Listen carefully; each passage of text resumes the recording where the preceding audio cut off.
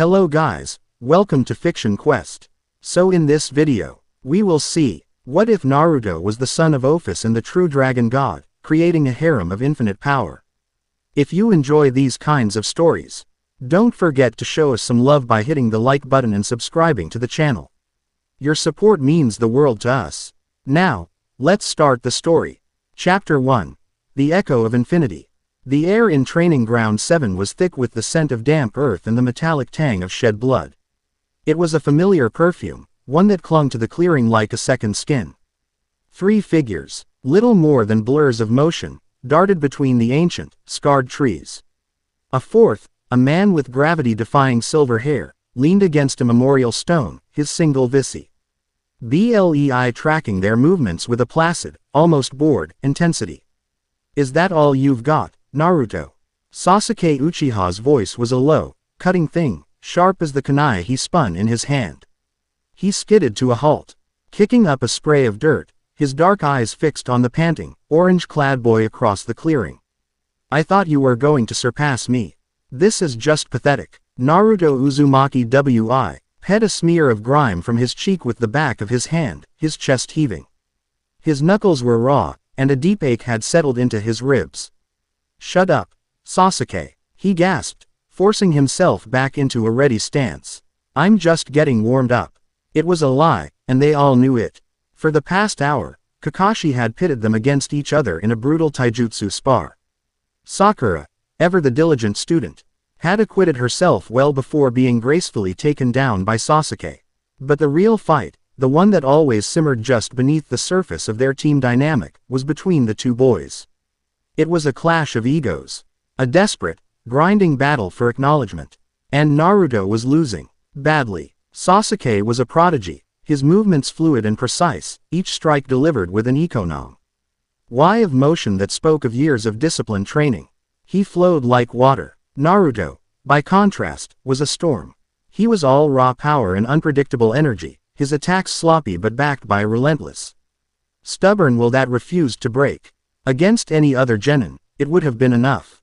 Against Sasuke, it was just a chaotic mess that the Uchiha prodigy dismantled with contemptuous ease. "Your form is sloppy," Sasuke critiqued, his voice devoid of heat, which somehow made it worse. "You leave yourself open with every other attack. You rely on brute force and that thing inside you to carry you through.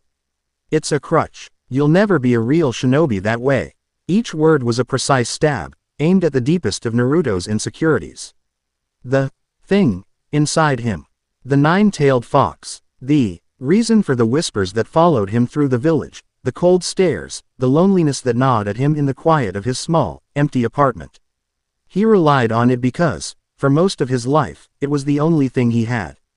"Don't you talk about that," Naruto roared, and this time, the frustration that had been building inside him boiled over. He pushed off the ground, a flicker of red, malevolent chakra flaring around him for a split second. It was the fox's power, a familiar, intoxicating surge of rage and strength. He was faster now, his movements charged with a desperate, furious energy. Kakashi's visible eye narrowed slightly. He shifted his weight, ready to intervene if it went too far. This was the edge they always walked with Naruto. Pushing him to grow stronger meant pushing him closer to the power that Konoha both coveted and feared. The spar became a frantic, ugly thing. Naruto's wild haymakers were met with precise, debilitating strikes to his joints. Sasuke sighed, stepped a clumsy charge and drove his elbow into Naruto's spine, sending him sprawling face first into the dirt. Sakura gasped, her hands flying to her mouth. "Naruto-kun." Sasuke stood over him, his shadow falling across Naruto's prone form. "Stay down, dead last. You're just embarrassing yourself." Something inside Naruto snapped. It wasn't the usual flash of anger that brought forth the Kyuubi's chakra. This was something different. It was a deeper, colder, and far more profound sense of wrongness. The world seemed to tilt on its axis. He wasn't just on the ground because he was weaker than Sasuke. He was on the ground because he was alone. He would always be alone. The villagers, his teachers, even his own teammates, they all saw the monster first. They saw the weapon, the burden, the failure.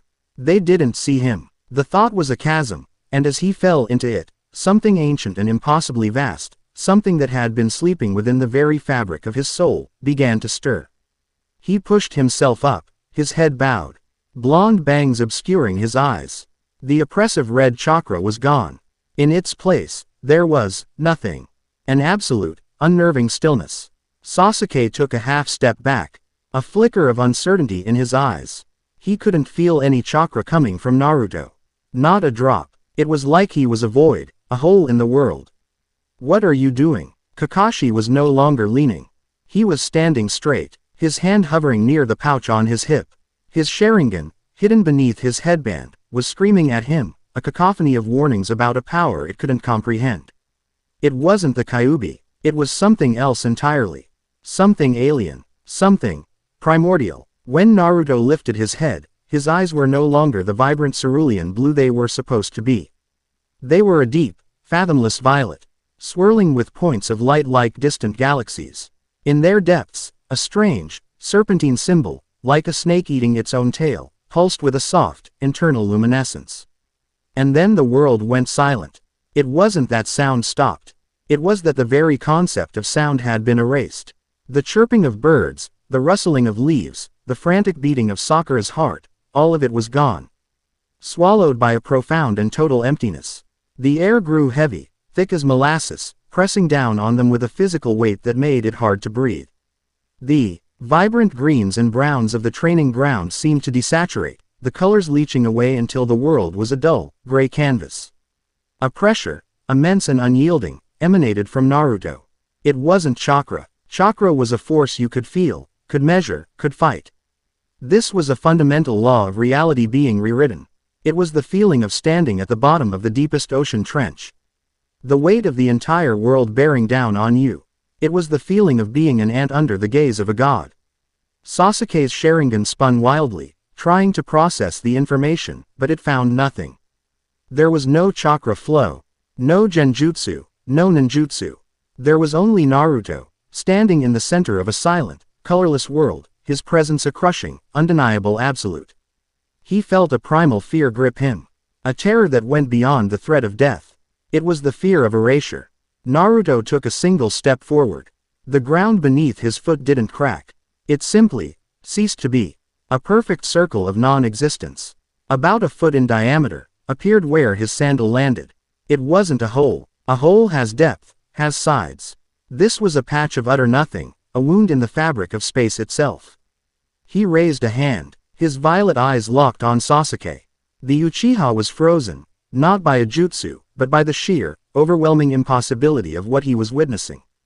Enough, Naruto's voice echoed, not through the air, but directly inside their minds.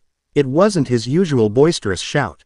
It was a layered chorus of a million voices, old, young, male, female, human and otherwise, all speaking in perfect, chilling unison. And then, just as quickly as it began, it was over. Color flooded back into the world. The sounds of the forest rushed in, deafening in their sudden return. The oppressive pressure vanished, leaving them all gasping as if they had just surfaced from a deep dive. Naruto swayed on his feet, his eyes flickering back to their normal blue before rolling back in his head. He crumpled to the ground in a boneless heap, unconscious. The clearing was silent once more, but the silence was different now. It was a fragile thing, stretched taut over the memory of that terrifying, absolute stillness. Sakura was the first to move, rushing to Naruto's side, her medical ninjutsu training taking over despite her trembling hands. Sasuke remained rooted to the spot, his gaze fixed on the perfect circle of nothingness marring the ground. It was a scar on reality, a testament to a power that had no place in their world. Kakashi was already there, kneeling beside Naruto, his fingers checking the boy's pulse. It was steady, if a little slow, but the man's visible eye wasn't on Naruto. It was on the hole. He reached out a hesitant hand, stopping a few inches from the edge. He could feel the wrongness of it, the way it seemed to drink the light and heat from the air around it. This was no jutsu. This was something that broke the rules of their world. He looked at Sasuke, then at Sakura. Not a word of this to anyone, he said, his voice quiet but carrying an authority that was absolute. What happened here was a result of chakra exhaustion. Naruto pushed himself too hard. Do you understand? Sakura nodded numbly, her focus on stabilizing Naruto. Sasuke gave a jerky, almost imperceptible nod, unable to tear his eyes away from the impossible hole. He had wanted to be acknowledged as superior. Instead, for a terrifying handful of seconds, he had been shown a power so far beyond him that it had redefined the very meaning of the word. He hadn't felt like a rival. He had felt like an irrelevance.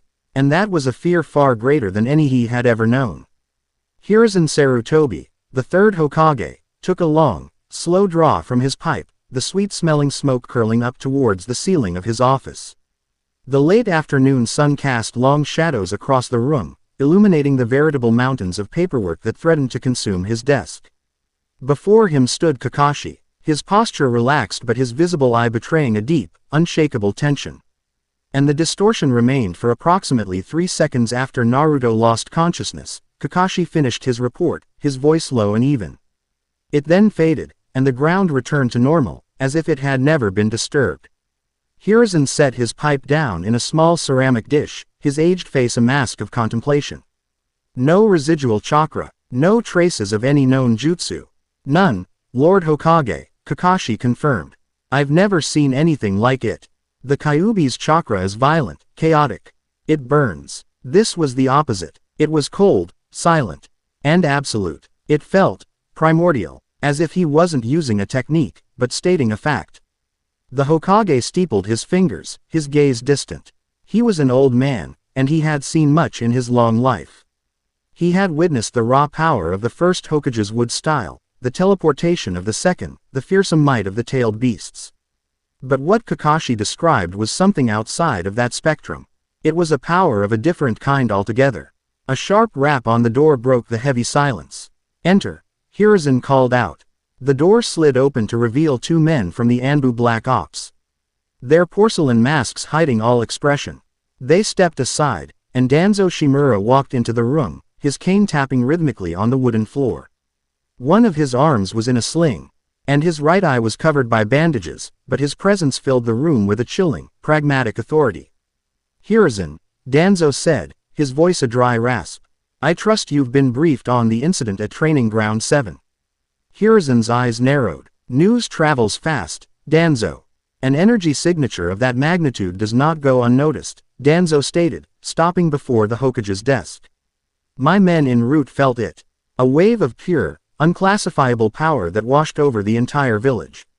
It originated from the Jinchuriki. He didn't use Naruto's name. He never did. Naruto lost control of his chakra during a strenuous training exercise, Hiruzen said, his tone leaving no room for argument. Kakashi has the situation under control. Danzo let out a soft, humorless chuckle. Do not play me for a fool, Hiruzen. We both know this was no simple loss of control. What was reported was not the Kyuubi's chakra. It was something else. Something purer, and far more dangerous because it is unknown. He turned his gaze to Kakashi. You saw it with your own eye, didn't you, son of the White Fang? The boy is a liability. His power, whatever its source, is unstable. He cannot be allowed to roam freely. He must be contained, studied, and controlled. He is a shinobi of Konoha and a member of my team, Kakashi said, his voice dangerously low. He is not a weapon for you to lock away in your dungeon.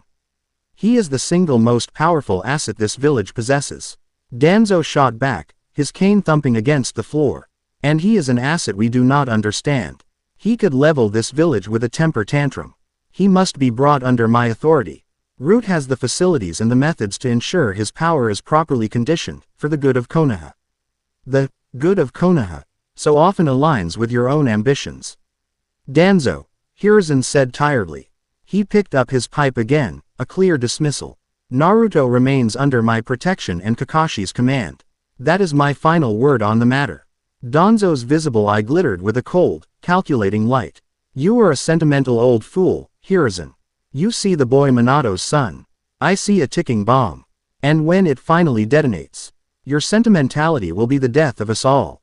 He turned without another word and swept from the room, his Anbu guards falling in behind him. The air in the office remained thick with his unspoken threats. Kakashi looked at the Hokage. He won't let this go. No, Hiruzen agreed, a deep sigh escaping his lips. He will not. Keep a close eye on Naruto. Protect him, not just from our enemies abroad, but from those within our own walls. He looked out the window at the village below, at the monument of the Hokage faces carved into the mountain. Something has changed. A new power has awakened in that boy. We can only pray it is one we can guide, and not one that will consume us all. The world swam back into focus with a groan. Naruto's head felt like it was stuffed with cotton, and why muscle in his body screamed in protest. He was in his bed, the familiar lumpy mattress and thin blanket a stark contrast to the memory of cold, hard dirt. The last thing he remembered was Sasuke's condescending face. Then a wave of coldness, and then, nothing. He sat up, wincing as a sharp pain lanced through his side. The setting sun cast a warm, orange glow through his window, painting stripes of light across his small, cluttered apartment. It was quiet, too quiet. Usually, at this time of day, he could hear the sounds of the village winding down, the chatter of people heading home from work, the laughter of children. But his little apartment felt like an isolated bubble of silence. He swung his legs over the side of the bed and stood, his body unsteady. A note was taped to his nightstand. It was from Kakashi. Naruto, you pushed yourself too hard. Get some rest. We'll meet at the bridge tomorrow morning at the usual time. P.S. Don't be late. Pushed myself too hard, he mumbled to himself. It didn't feel like that. He remembered the anger, the frustration, the crushing weight of his own loneliness. And then, that strange, cold calm. The memory was hazy, like a dream, but the feeling of it lingered. The feeling of absolute stillness, of a power that made Sasuke, with all his talent and his Sharingan, seem small and insignificant. He walked over to the small, cracked mirror hanging on his wall. He looked the same. Spiky blonde hair, whiskered cheeks, his usual orange jumpsuit. But when he looked into his own eyes, he felt a flicker of something else. For a fraction of a second, he could almost see that deep, endless violet staring back at him, feel that chorus of voices whispering at the edge of his hearing. He shook his head, splashing cold water on his face from the basin in his bathroom. It was just a weird dream, a hallucination brought on by chakra exhaustion. That had to be it. Because the alternative, that he had a power inside him even stranger and more frightening than the nine-tailed fox, was too much to think about. He opened his fridge, the meager contents, a carton of milk nearing its expiration date and a few cups of instant ramen, doing little to lift his spirits. He grabbed the milk, took a swig directly from the carton, and leaned against the counter, the silence of the apartment pressing in on him. This was the part of the day he hated the most. The part where the distractions fell away and he was left alone with his thoughts. He thought of the fear in Sakura's eyes, the shocked disbelief on Sasuke's face. They hadn't looked at him with annoyance or pity. They had looked at him with genuine fear. As if he were a monster. The old, familiar ache returned to his chest. He was so tired of being feared. He just wanted to be seen. He didn't know how long he stood there, lost in his melancholy, before a subtle change in the air pricked his senses. It was a faint scent, something he'd never smelled before. It was a mix of wild herbs, ozone, and something distinctly feminine. It was coming from outside his window. His shinobi instincts, honed by years of pranks and evading capture, took over. He moved silently, his feet barely making a sound on the worn floorboards. He peered through the blinds of his window, his eyes scanning the rooftops across the street. And then he saw her. She was perched on the edge of a roof, silhouetted against the dying light of the sun. She was a woman of stunning beauty, with long, flowing black hair and a figure that was all dangerous curves. Two black cat ears twitched atop her head, and two long, black tails swished lazily behind her. She was dressed in a revealing kimono that did little to hide her assets, and her posture was one of relaxed, predatory grace. Her golden, cat-slit eyes were fixed directly on his apartment. And she was smiling, a sly, knowing little smirk that made the hair on Naruto's arms stand on end. She seemed to feel his gaze on her, because her smirk widened. She brought a slender finger to her lips, as if sharing a secret with him, before she dissolved into the shadows with a movement so fluid it seemed she was made of smoke. Naruto stood frozen, his heart hammering against his ribs. Who was that? She wasn't a Konoha shinobi, he was sure of that. The cat ears, the tails, she was something else. And she had been watching him. The silence in his apartment no longer felt empty. It felt charged, as if the world had suddenly grown larger and more dangerous, and he was standing right in the center of it. The incident at the training ground, Donzo's machinations. And now this mysterious woman. It was all connected, he could feel it. His life, the simple, if lonely, life of a genin trying to become Hokage, was over. That strange, silent power that had erupted from him had sent a shockwave out into the world. And now, the world was starting to answer back. In the infinite, silent expanse of the dimensional gap, a being of impossible age and power stirred. Reality here was a fluid, chaotic thing, a maelstrom of clashing colors and broken physics. But for Ophis, the Ouroboros dragon, it was home. She appeared as a young girl with long, dark hair and pointed ears. Her Gothic-style dress a stark patch of order in the chaos. She floated in the nothingness, her expression placid, unchanging. But inside, for the first time in millennia, she felt something. A ripple, a faint echo of a power so familiar it was like a part of her own soul. It was infinitesimally small, a single drop in an endless ocean, but it was there. It was a spark of true infinity. A concept that should not exist outside of herself and the one she despised. A flicker of something akin to curiosity, a long-dormant emotion, touched her. The echo had come from a small, insignificant world. A place of warring mortals and caged beasts. But it was his power. The power of the dragon god. The power of the father of her child. She had left her son in that world, a fragile, mortal thing, to shield him from the endless cosmic conflict that defined her existence. She had thought him dormant, his heritage buried so deep it would never surface. She had been wrong. So, a soft, Esser, panting hiss echoed in the non-space around her. You have awakened. Ophis turned her gaze towards the direction of the echo, her deadpan expression unchanging. But deep within her, a decision was made. The silence of her existence had been broken. She would need to observe. She would need to understand. The game had changed, and her son, whether he knew it or not, was now at the center of the board. The ripples of his awakening were spreading. And soon, all the players, gods, devils, angels, and worse, would turn their eyes toward the small, noisy village of Konoha and the lonely orange-clad boy who held the power of Genesis in his very soul. Chapter 1 End. Chapter 2. Whispers in the Shadows. The mission was, by all accounts, simple. A standard C-rank escort duty, the bread and butter of a genin team. Their client was a stout, balding merchant named Kenji, who was transporting a cart of rare silks to a town a day's journey from Konoha. The work was dull, the pace agonizingly slow, and the merchant's incessant complaints about the humidity were grating on Naruto's last nerve. He walked a few dozen feet ahead of the rumbling cart, his senses on high alert. Or, at least, they were supposed to be. His mind was a turbulent sea of unanswered questions. The memory of the training ground incident played on a loop in his head. The crushing silence, the draining of color from the world. The terrifying void that had opened at his feet. Kakashi had brushed it off as chakra exhaustion, a story so thin it was transparent, but Sasuke and Sakura had accepted it, either out of convenience or a genuine desire to forget what they had seen. But Naruto couldn't forget. He couldn't forget the feeling of that immense, quiet power. It wasn't the searing rage of the Kyuubi. It was something else, something ancient, deep, and intrinsically his. Then there was the woman. The cat woman on the roof. Her image was burned into his memory. The playful smirk, the golden, predatory eyes, the she had vanished as if she were never there. He hadn't told anyone about her. How could he? Hey guys, I think a crazy cat lady was watching me last night. They'd just call him an idiot and move on.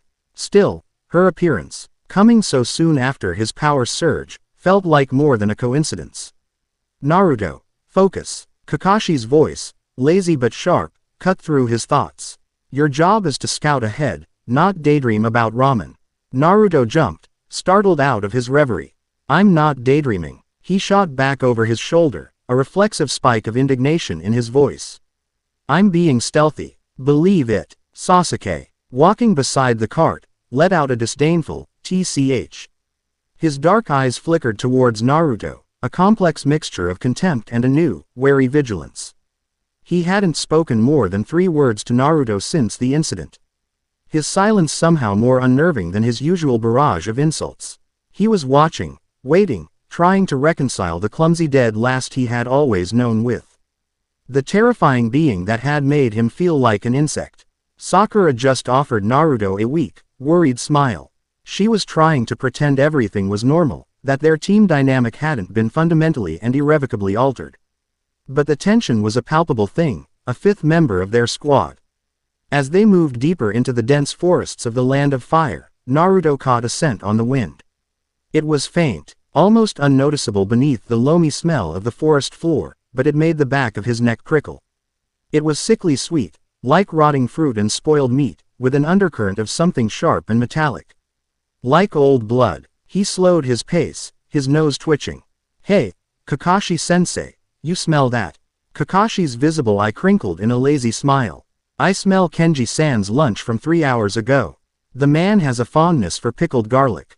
Naruto shook his head. "No, it's something else. Something wrong." His senses, always preternaturally sharp, felt strangely heightened.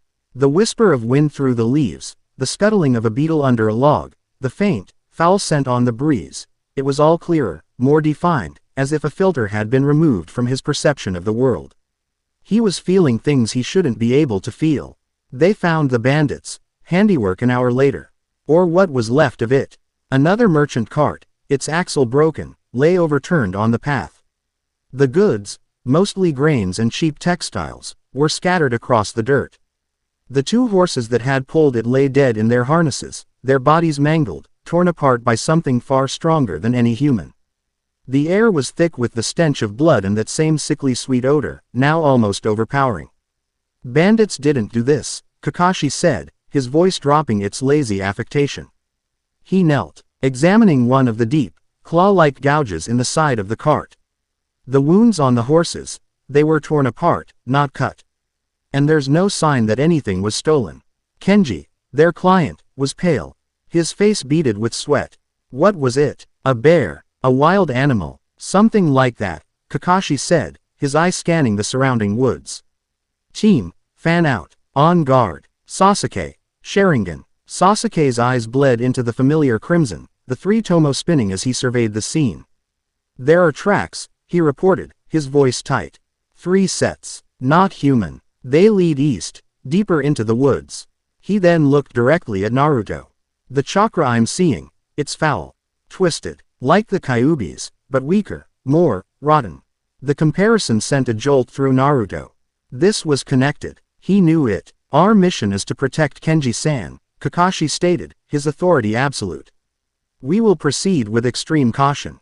Getting him to town is our priority." But it was too late. A guttural snarl echoed from the tree line, a wet, choking sound that scraped at the nerves.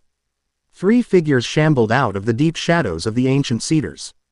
They were vaguely humanoid in shape, but their skin was a mottled gray, stretched taut over unnaturally long limbs that bent at odd angles. Their faces were twisted parodies of human features, with wide, gaping mouths filled with need. Like teeth and eyes that glowed with a dull, malevolent red light. They were things that had no place in the sunlit world. What are those things?" Sakura stammered, her hand reaching for a kunai, her knuckles white. "Everyone, get back," Kakashi ordered, moving to stand between the creatures and the terrified merchant. "These aren't bandits." The creatures ignored him. They ignored Sasuke and Sakura. Their glowing red eyes were fixed solely on Naruto, a terrifying, single-minded hunger in their gaze. One of them took a shuffling step forward, its head cocked to the side as it sniffed the air. "S is sweet," it hissed, its voice like the sound of grinding stone. "So, SS sweet. The SSS scent. The power, give it, to USSS." The dormant, primordial part of Naruto's soul recoiled. This wasn't just a physical threat. These beings were anathema. Their very existence was a discordant note in the symphony of the world, a stain of foulness that his own nature found utterly repellent. The strange, quiet power inside him didn't surge, but it awakened, sending a subtle, reinforcing current through his veins. It was the body's natural defense against a poison, an immune system of the soul. Before Kakashi could give the order to attack, the three creatures lunged. They moved with a terrifying, unnatural speed, their long limbs propelling them forward in a jerky, insect-like scramble. Fire style. Fireball jutsu. Sasuke inhaled deeply, weaving a rapid series of hand signs before spewing a massive orb of flame that engulfed the lead creature. It shrieked, a high-pitched, agonizing sound, but when the flames cleared, it was still standing, its gray skin scorched and blackened but largely intact. It seemed more annoyed than injured. "They're durable," Kakashi yelled, his hand already a blur as he formed his own jutsu. Aim for the head. He lunged forward, his hand crackling with the condensed lightning of his Chidori. The creature was fast, but Kakashi was faster. He dodged a wild swipe of its claws and thrust his hand forward, aiming to decapitate it. But the creature twisted with an unnatural flexibility, and the Chidori, instead of taking its head, plunged into its shoulder. The effect was not what Kakashi expected. The lightning discharged, but it seemed to be absorbed by the creature's foul energy. The monster shrieked and was thrown back, a smoking hole in its shoulder. But it was already getting back to its feet, its red eyes burning with renewed fury. While Kakashi and Sasuke engaged two of the creatures, the third one broke past their defenses, its sights set on its true target. It scrambled towards Naruto, drool dripping from its jaw. "Naruto, move!" Sakura screamed, throwing a volley of shuriken that simply bounced off the thing's tough hide. Naruto didn't need to be told. He was already in motion. But something was different. The world seemed to slow down around him. He could see the creature's attack before it happened, could trace the trajectory of its claws, could see the minute shifts in its muscles. His body moved with an efficiency he had never possessed, a fluid, predatory grace that was utterly alien to his usual brawling style. He ducked under a wide, sweeping claw that would have torn his head off, the wind of its passage ruffling his hair. He didn't jump back or create distance. He moved in, flowing inside the creature's gore. With an instinct he didn't know he had. His movements weren't just fast, they were precise, perfect. The creature's foul aura washed over him, and the power inside him responded, not with a bang, but with a quiet, reinforcing hum. He felt no fear, only a cold, clean certainty. He saw his opening, a momentary shift in the monster's balance as it overextended its attack. He didn't gather chakra for a Rasengan or try to form a shadow clone. He simply acted. He drove his right fist forward in a simple, straight punch aimed at the creature's chest.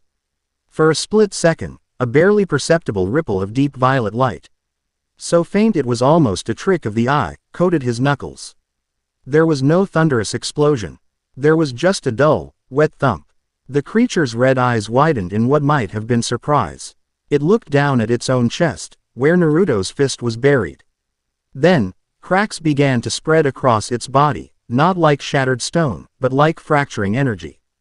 A brilliant, violet light shone from within the cracks before the creature simply disintegrated. It didn't explode. It dissolved into a cloud of black, foul-smelling dust that was quickly scattered by the wind, leaving nothing behind.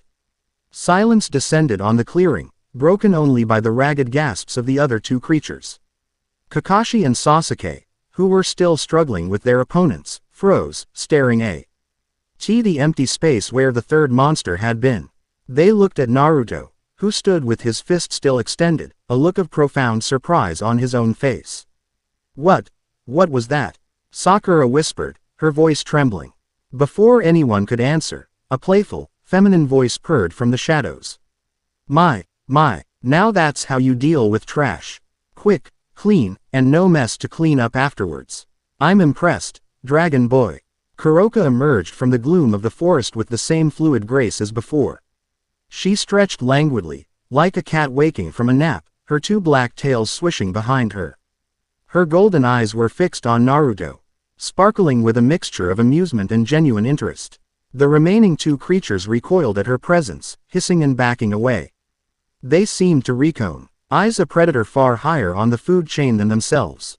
"Ah, don't run away now," she cooed, a ball of crackling, violet energy forming in her palm. It wasn't the pure, absolute power that Naruto had felt in himself. It was different, wilder, more chaotic, but undeniably powerful.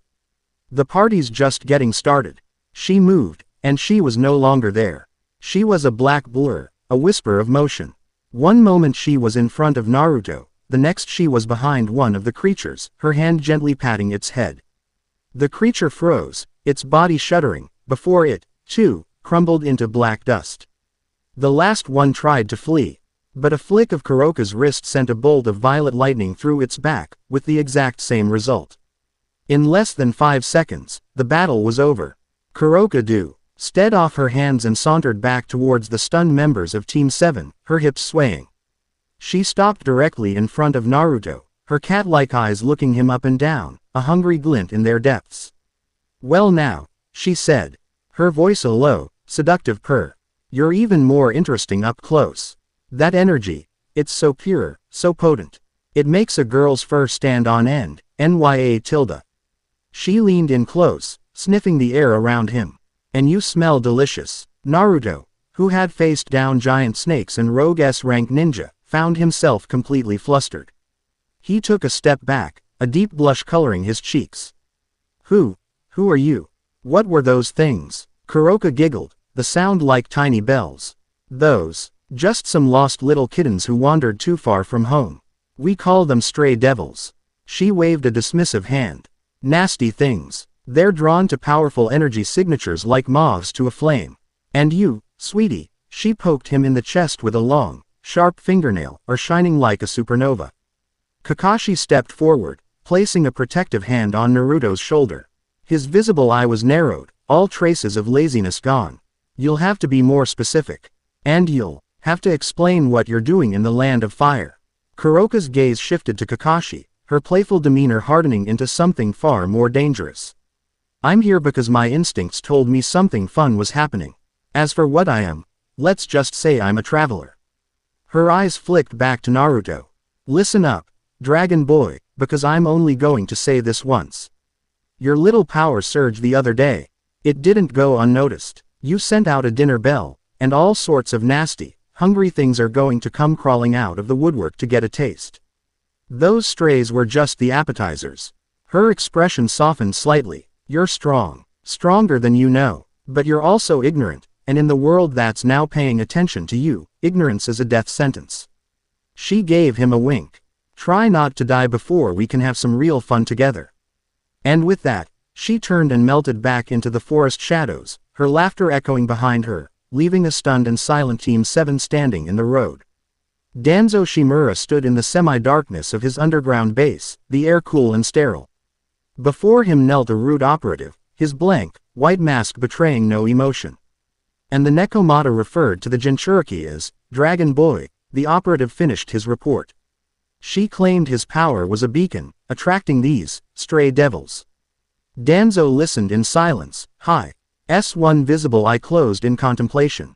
Stray devils, Nekomata. These were terms from the shadowy myths that existed on the fringes of their world, stories dismissed by most shinobi as folklore. But his organization, Root, dealt in the truths that lay hidden in those shadows. He knew they were real. And now, they were in his village's backyard, drawn by the unpredictable power of Naruto Uzumaki. "The boy's punch. Describe it again," Danzo ordered. There was no discernible chakra buildup, Lord Danzo, the operative reported in his monotone voice. No hand signs. It was a simple taijutsu strike. But for a fraction of a second, there was a flash of violet energy. The target did not explode. It disintegrated, utterly. Danzo's fingers tightened on the head of his cane. This was confirmation. The power that had manifested in the training ground was not a fluke. It was a new, controllable, and terrifyingly lethal ability. It was not the Kyuubi. It was something else, something innate to the boy. This changed everything. Hiruzen's sentimentality would keep the boy on a leash, treating him like a normal child and hoping for the best. That was a fool's gambit. Such a power could not be left to the whims of a volatile, emotional teenager. It had to be controlled. It had to be studied, weaponized, and aimed like a spear at the heart of Konoha's enemies. "Assemble the council elders," Danzo commanded. "The ones who understand the necessity of strength. Hiruzen has allowed this situation to escalate. He has allowed foreign entities to breach our borders, drawn by a weapon he refuses to control. It is time we impressed upon him the gravity of his failure. He saw the path forward with perfect clarity. He would use this incident, this fear of the unknown, to wrest control of the Jinchuriki from Hiruzen. He would place Naruto in the sterile, disciplined environment of Root. He would break the boy's will, strip away his frivolous emotions, and reforge him into the perfect weapon. A weapon that could erase any threat to Konoha with a single, silent punch. It was not a matter of cruelty. It was a matter of necessity. The survival of the village demanded it. Naruto sat on the edge of his bed, the setting sun casting long shadows across his room. The rest of the mission had been completed in a tense, unnerving silence. Kenji, their client, had paid them and scurried away, clearly terrified of the genin he had hired for protection. The debrief with the Hokage had been short, with Kakashi doing most of the talking, carefully omitting the more impossible details of Naruto's punch, focusing instead on the appearance of the creatures and Kuroka. But Naruto knew, he could still feel the phantom sensation of it, the cold certainty, the effortless movement, the quiet hum of power flowing through his arm. It hadn't felt like borrowing the Kyuubi's rage. It had felt like him. A part of him he never knew existed. Dragon Boy. Kuroka's name for him echoed in his mind. Ad looked at him not with fear or hatred, but with a hungry, appreciative curiosity. She had seen his power, and she hadn't flinched. She had called it a beacon. He looked at his own hands. For his whole life, the power inside him had been a curse, a source of pain and isolation. But this new power, it was different. It had protected him. It had defended his team. It had erased a creature of pure malice without a second thought. The world was bigger than he had ever dreamed. It wasn't just about villages and cages and ninja missions. There were other things out there, in the shadows. Stray devils, women with cat ears and incredible power. And according to her, they were all looking at him now. The path to becoming Hokage, the dream that had driven him for so long, suddenly felt small.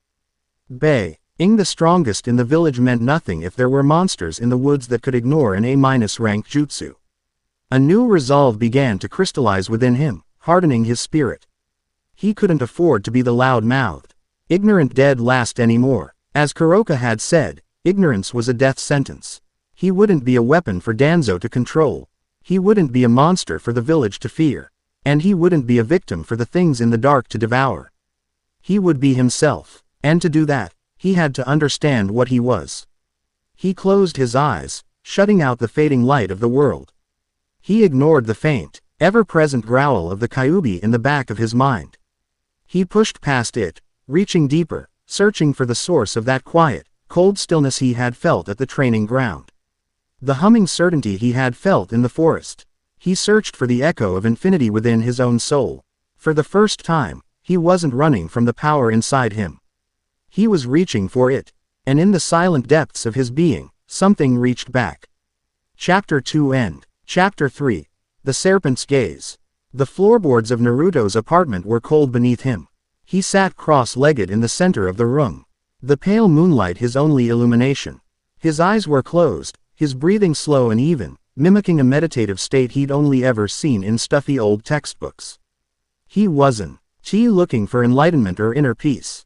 He was hunting. For 3 days since the encounter in the woods, he had spent every spare moment like this, trying to find that place inside himself again. That deep, cold well of silent power. He'd reach inward, past the simmering cauldron of the Kyuubi's rage, a presence he was now acutely aware of, a hateful, caged consciousness snarling in the back of his mind, and search for the stillness. But he found nothing. It was like trying to remember the specifics of a dream. The feeling of it lingered, but the details remained frustratingly out of reach.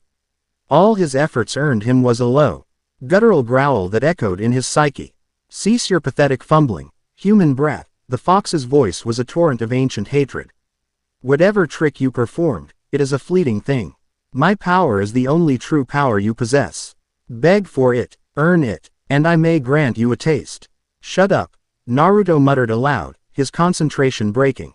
"I don't need your power. This is mine, yours." The Kyuubi's mental laughter was a grinding, tectonic thing. "You are nothing but a container. A cage of flesh and bone. You own nothing." Naruto grit his teeth, frustration coiling in his stomach. He was getting nowhere. Maybe Kuroka had been wrong.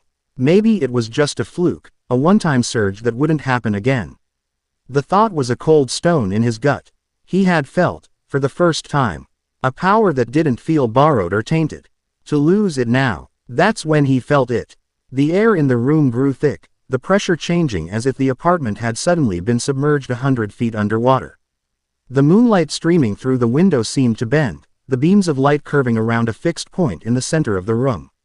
Sound died, not just the distant sounds of the village, but the creak of the floorboards, the hum of the electricity in the walls, even the sound of his own frantic heartbeat. It was that same, profound, absolute silence from the training ground. Naruto's eyes snapped open. He wasn't alone. Standing before him, where there had been empty space a second before, was a figure. It was humanoid, but only in the loosest sense. It was tall and impossibly thin, its limbs too long for its body. It was clad in shifting, geometric patterns that seemed to fold in on themselves, a living Escher painting of black and white. It had no face, only a smooth, porcelain-like surface where its features should have been. It did not stand on the floor. It simply was, its presence a subtle but undeniable violation of physics. Naruto scrambled backward, his hand flying to the kunai pouch on his belt. His heart hammered against his ribs, but the sound was swallowed by the oppressive silence. He tried to call on his chakra, but it felt sluggish, muted. As if he were trying to swim through tar. The being did not move. It had no eyes, but Naruto felt its gaze on him, a dispassionate, analytical scrutiny that was somehow more unnerving than overt hostility. Do not be alarmed, Naruto Uzumaki. The voice was not a sound. It was a thought, planted directly and cleanly inside his mind. It was a calm, genderless, and utterly alien voice. A perfect monotone devoid of any inflection or emotion. I am a projection, a messenger. A messenger. From who? Naruto asked, his own voice sounding thin and dead in the unnatural quiet. From your mother. The words stopped the world. Naruto froze, his hand hovering over his kunai. Mother. The word was a foreign concept to him, a hollow space in his life he had filled with pranks and bravado. He had never known his parents. The third Hokage had always told him they died heroically on the night of the Kyuubi attack, their identities a secret to protect him. You're lying, he whispered, the words tasting like ash. My parents are dead. Your sire is. The fourth Hokage, Minato Namikaze, gave his life to seal the 9 tails within you. A noble, if short-sighted, sacrifice. Naruto staggered as if struck. The fourth Hokage, the greatest hero in Konoha's history. His father. The revelation was a physical blow, knocking the wind from him, a lifetime of questions answered in a single, brutal sentence. But the messenger wasn't finished. Your mother, however, cannot die. She is existence. She is infinity. The smooth face of the messenger rippled, and an image bloomed in Naruto's mind. It was not a picture, but a concept. A feeling of something so vast and ancient it defied comprehension. He saw a great, serpentine dragon, its scales the color of the void between stars, coiled in an endless loop, devouring its own tail. It was a being of perfect, cyclical infinity, existing in a realm of pure chaos. She is Ophis, the Ouroboros dragon, the being from whom all things with limitless potential are born. The name meant nothing to him, but the feeling of it, the sheer scale of the being it represented, made his mind reel. He felt like a speck of dust contemplating a galaxy. My mother is a dragon. The question sounded absurd, the ramblings of a lunatic. She is more than that. But it is a sufficient descriptor for your current level of understanding. You are her son, but you are more than that, as well. Your sire provided the vessel, the human form. But your essence, your core, is from your other parent. The image in Naruto's mind shifted. He felt another presence, a being even more vast and fundamental than Ophis. If Ophis was infinite potential, this being was creation itself. It was not a dragon, or a man, or any shape he could comprehend.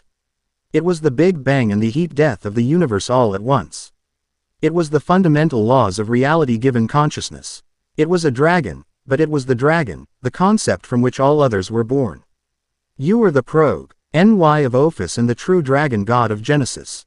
A union of the infinite and the beginning. A living paradox. A being that should not exist. The messenger gestured with a long, multi-jointed finger, and the air around Naruto shimmered. The power you unleashed, The silence, the void, that was a subconscious echo of your true nature. You were not destroying, you were unmaking, returning a piece of reality to the nothingness from which it came. It was a whisper of your heritage, but it was a whisper loud enough to be heard across dimensions. The pieces clicked into place with horrifying clarity. The strange power. The cat woman, Kuroka. Calling him, Dragon Boy. The foul creatures drawn to his scent. He wasn't just a Jinchuriki. He was a cosmic anomaly. A beacon, just as she'd said. Beings of great power have now taken notice of you, the messenger continued, its mental voice as calm as ever. The gods of the various pantheons. The satans of the underworld. The seraphs of heaven. They are old, powerful, and territorial. They will see you as a threat, a prize, or a curiosity to be dissected. They will come for you. They will seek to use you, control you, or erase you from existence before you can realize your full potential. A cold dread, deeper than any he had ever felt, seeped into Naruto's bones. He thought of Danzo and his cold, calculating ambition. That was just village politics. This was a different scale of danger entirely. Gods and devils, beings he thought were just myths. Your mother, Ophis, foresaw this. She offers you a choice. A sanctuary. The air in the room warped again. And Naruto saw an image of the dimensional gap, that chaotic, beautiful, terrifying realm of pure energy. Come with me. Leave this fragile world of mortals behind. In the gap, you will be safe. You will be among your own kind. Beings of immense power. Your mother will teach you to control your nature, to embrace the infinity that is your birthright. You will never be lonely or feared again. You will be home. The offer was a lifeline, a warm current in a freezing ocean. Safety. Understanding. A place where he wouldn't be seen as a monster or a weapon. A place where he belonged. A mother. The word itself was a powerful lure, promising to fill the void that had defined his entire life. He could leave it all behind. The glares of the villagers, the condescending pity, the burden of being the Kyuubi's container. He could be a god. He looked around his small, dingy apartment. The peeling paint, the lumpy bed, the cup of instant ramen sitting on the counter. This was his prison, a cage of loneliness. The offer was a key to unlock it. All he had to do was say yes. He thought of the Uchiha, of Sasuke's burning desire for power and revenge. He thought of Sakura, trying so hard to be strong in a world of monsters. He thought of Kakashi, with his lazy excuses and the sad, hidden weight in his single eye. He thought of the old Hokage, who had always looked at him with a difficult kindness. He thought of Iruka-sensei, the first person to ever truly see him. The man who had treated him to ramen, who had shielded him with his own body, who had told him he was not a monster. He remembered the feeling of standing in front of his team in the forest, his fist extended after erasing that foul creature. It wasn't just the power he remembered. It was the feeling of standing between his friends and a threat. It was the look of shock, yes, but also of dawning, grudging respect on Sasuke's face. In that moment, they weren't just a team. They were a unit. They were his. What would happen to them if he left? The world the messenger described was filled with things far worse than stray devils. Who would stand in their way? Who would protect the grumpy old man at the ramen stand, or kids who used to throw rocks at him but now sometimes waved? To accept the offer was to accept that none of them mattered. That his bonds, the few precious connections he had fought his entire life to forge, were meaningless. Power without purpose, safety without connection. It was just a bigger, emptier apartment. It was just another cage. Naruto stood up, his fists clenching at his sides. He met the blank, featureless face of the messenger, and for the first time since it had appeared, he felt no fear. Only a cold, hard clarity. No, the word was quiet, but it rang with the force of a thunderclap in the silent room. The messenger tilted its head, a gesture of query. You would refuse infinity. You would choose this world of pain, of hatred, where you were reviled and hunted, over safety and belonging. This world is where my friends are, Naruto said, his voice growing stronger, imbued with a conviction that came from the very core of his soul. The people who hate me, they don't matter. The people who stand by me, they're my family. They're my home. You talk about power, about being a god or whatever. But what's the point of all that power if you don't have anyone to protect? He took a step forward, his blue eyes burning with an intensity that seemed to push back against the oppressive silence. My mother, Ophis, if she wanted to be my mother, she should have been here. Shish, he shouldn't have left me in a world she thought was so dangerous. And my father, the fourth Hokage, he didn't die for me to run away. He died believing I could handle the burden he gave me. He trusted me to protect this village. He jabbed a thumb at his own chest. I am Naruto Uzumaki of the Hidden Leaf Village. I'm a shinobi, and I'm going to be Hokage someday. Not because I want power, but because I want to protect everyone. My dream, my friends, my home, they're all right here. I'm not abandoning them. Not for safety, not for power, not for anything. It was a declaration of identity. A conscious choice. He was not the son of Ophis. He was not the progeny of a dragon god. He was not the Kyuubi's Jinchuriki. He was Naruto Uzumaki. He was choosing his difficult, painful, beautiful humanity over an easy, empty divinity. The faceless messenger remained silent for a long moment, simply observing him. The pressure in the room did not lessen, but its nature changed. It was no longer a weight.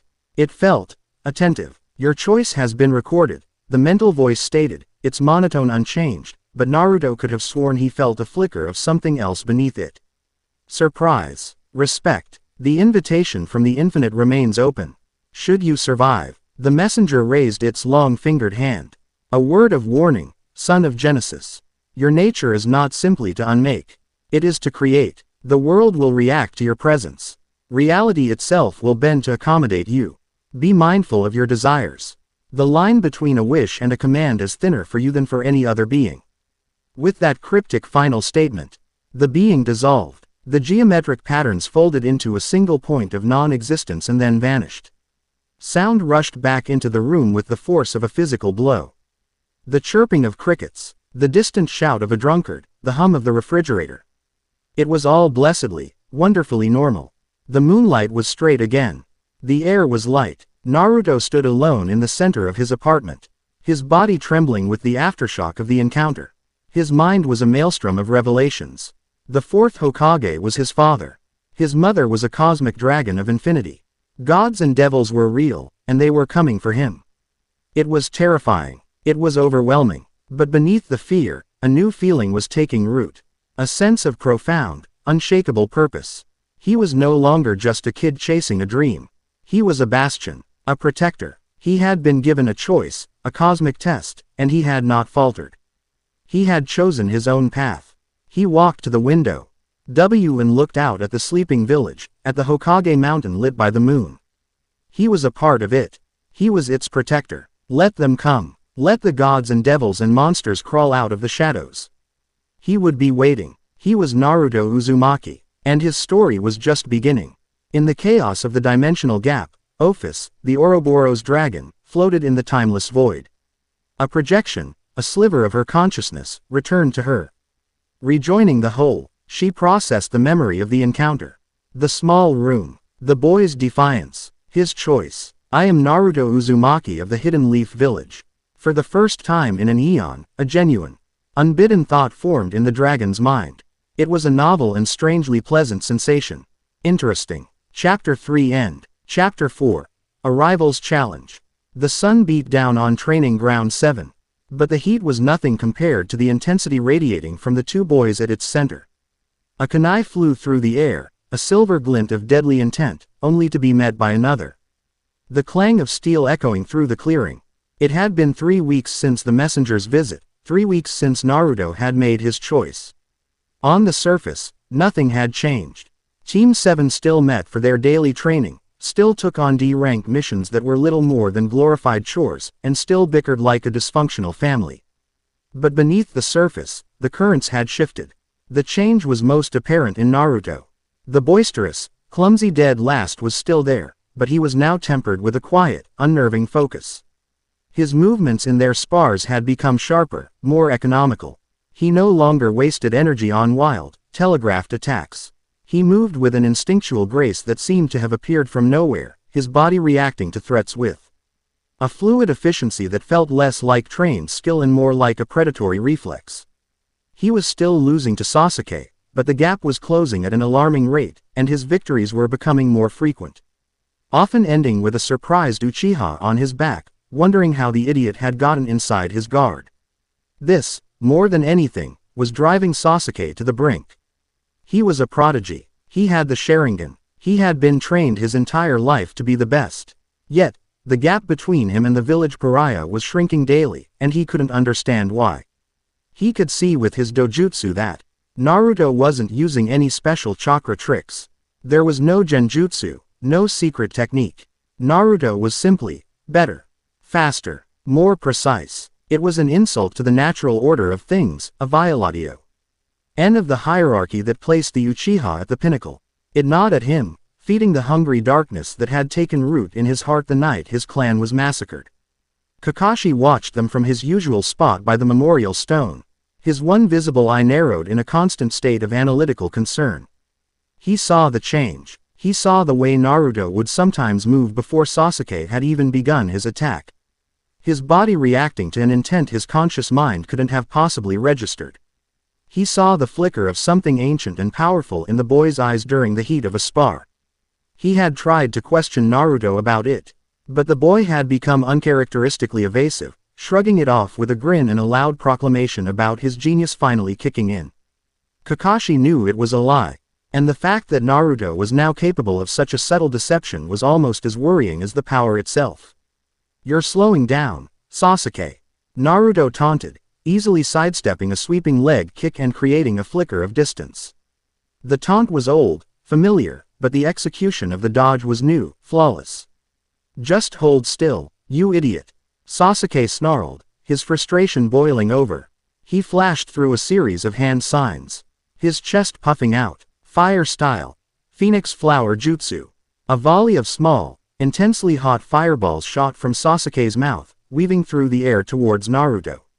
Instead of leaping away, Naruto held his ground. He moved with a speed that made Sakura gasp, his hands a blur as he deflected each fireball with a precisely thrown kunai, angling them so they exploded harmlessly against the tree trunks behind him.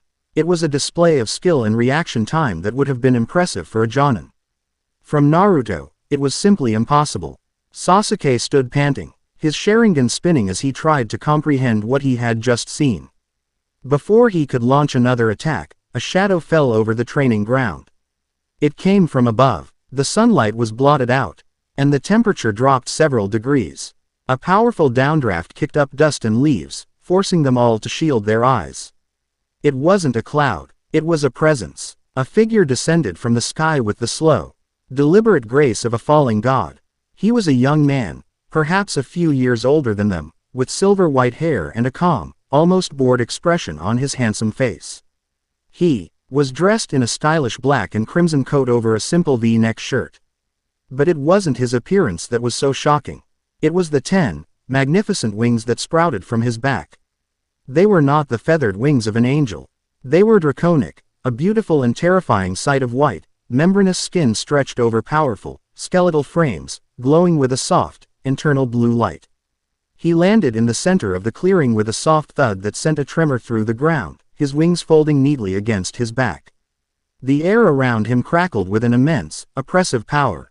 A potent and arrogant mixture of demonic and draconic energy that made the Kyuubi's foul chakra feel like a flickering candle in a hurricane.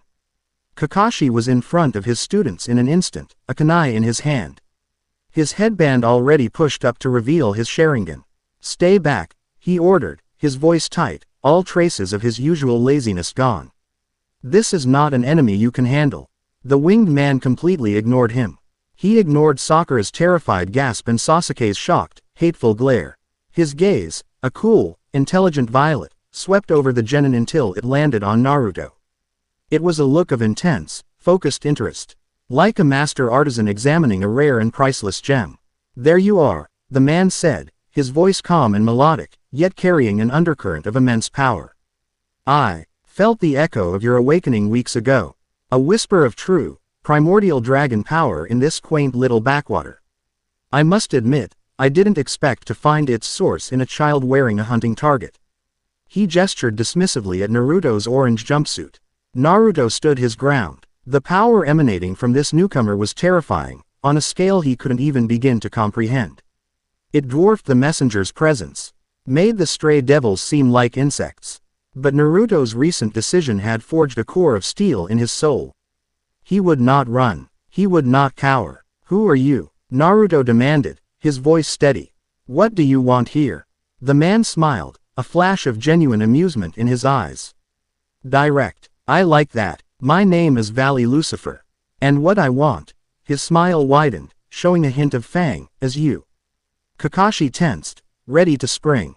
"This is a village of the Hidden Leaf. You are not welcome here. State your purpose or prepare to be removed by force." Valley finally deigned to glance at Kakashi, his expression one of utter disinterest. "Jonin of the Leaf, Kakashi of the Sharingan," he recited, as if reading from a boring file. "Your reputation is known, even in our circles. But you misunderstand the situation."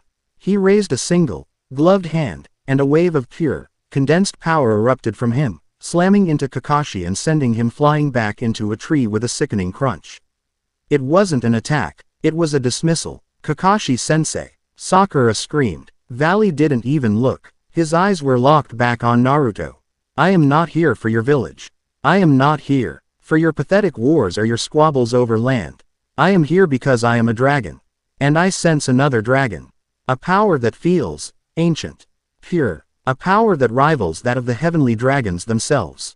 He took a step forward, and the blue gems on his wings began to glow brighter. "My purpose in life is simple. I seek out the strongest opponents. I fight them. I defeat them. I surpass them. It is the reason for my existence." He pointed a finger at Naruto.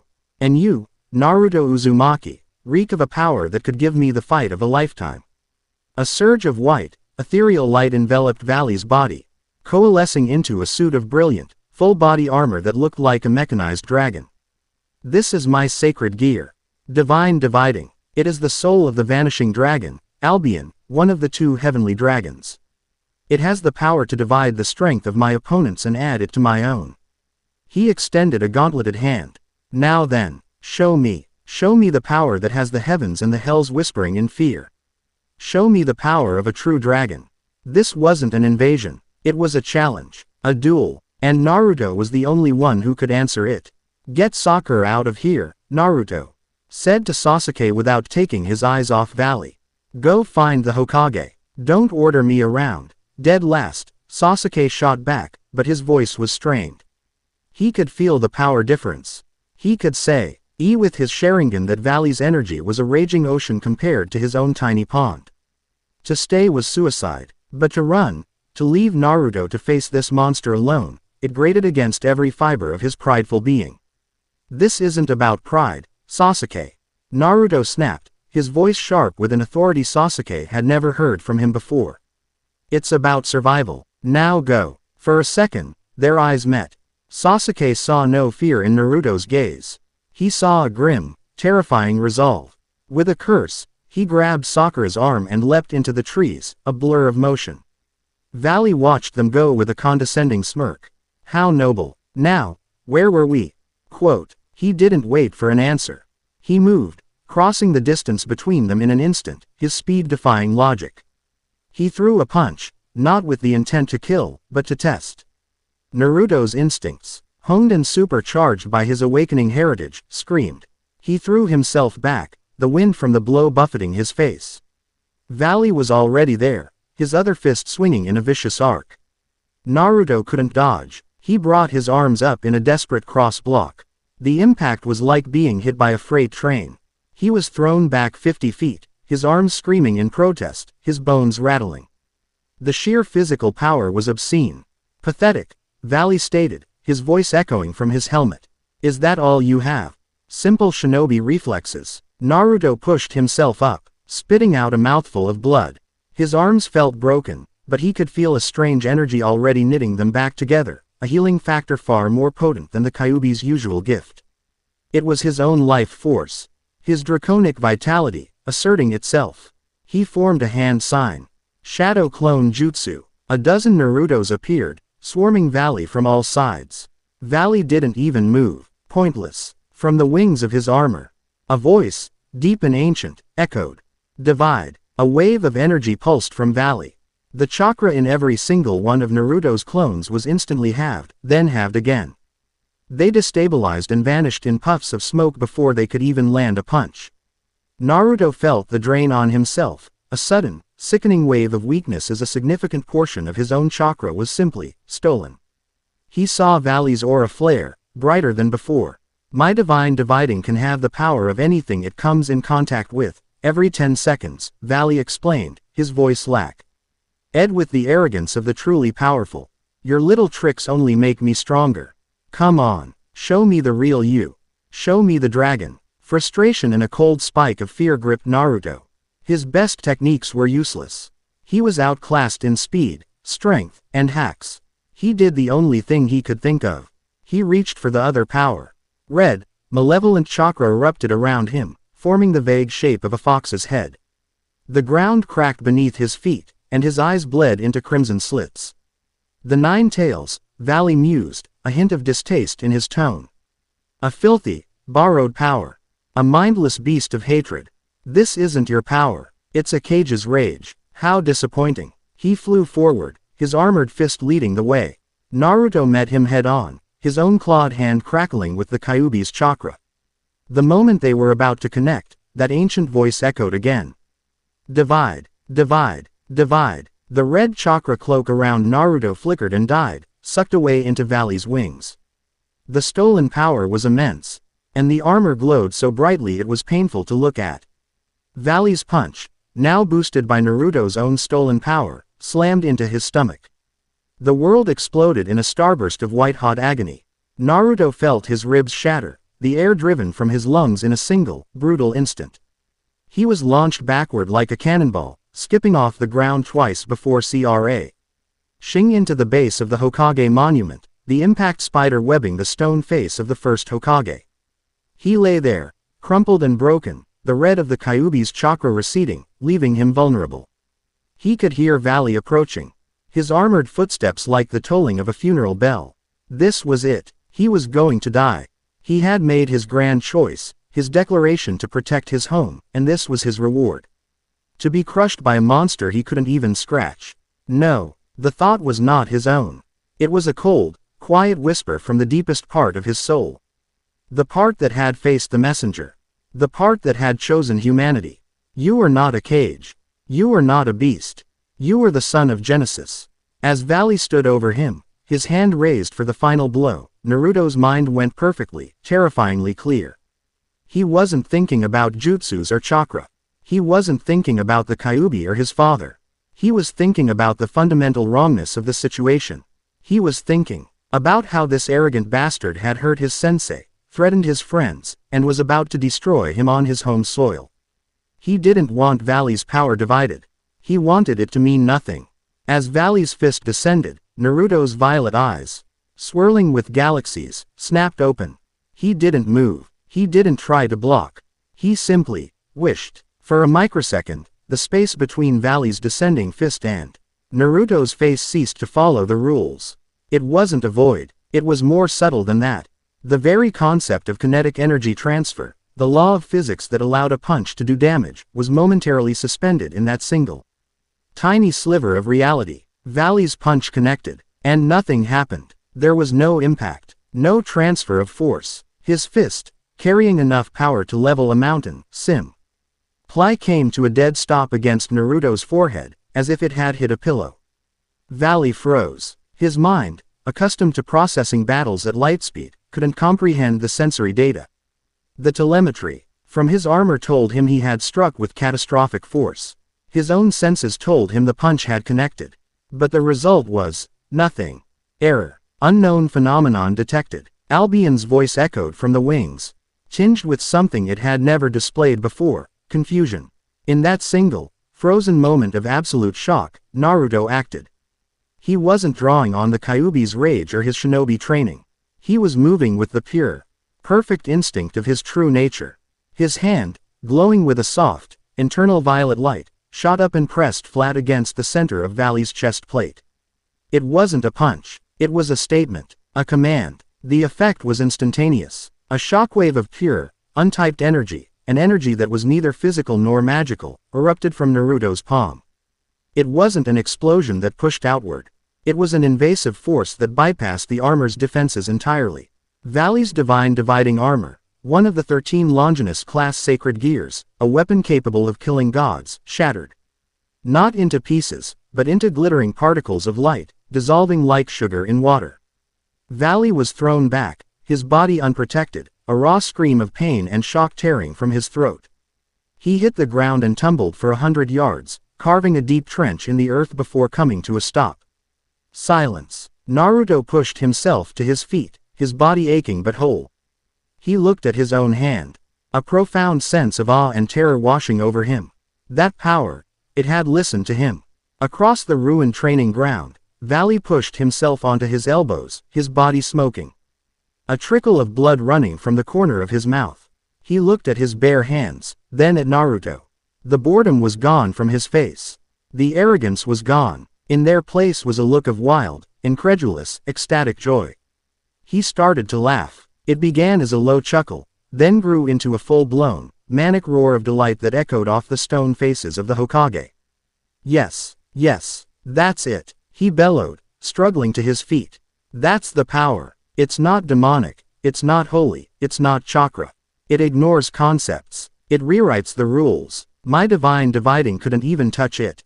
He looked at Naruto with the feverish eyes of a zealot who had just found his god. You, what are you? Before Naruto could answer, a dozen Anbu, led by the third Hokage himself, landed in the clearing, surrounding them. Kakashi, bruised but conscious, was among them. Valley's dragon wings flared. He gave the assembled shinobi a dismissive glance before his eyes landed back on Naruto, burning with a newfound fire. This isn't over, Naruto Uzumaki, he declared, his voice ringing with promise. This was just a greeting. I will grow stronger. I will learn to counter your impossible power. I am Valley Lucifer, the descendant of the original Satan, and the wielder of the vanishing dragon. You are my rival, the one I will surpass on my path to defeating Great Red himself. Remember that. With a final, triumphant laugh, he shot into the sky.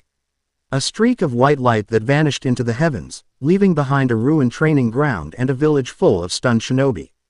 The Hokage approached Naruto, his old face grim. Naruto, what just happened here?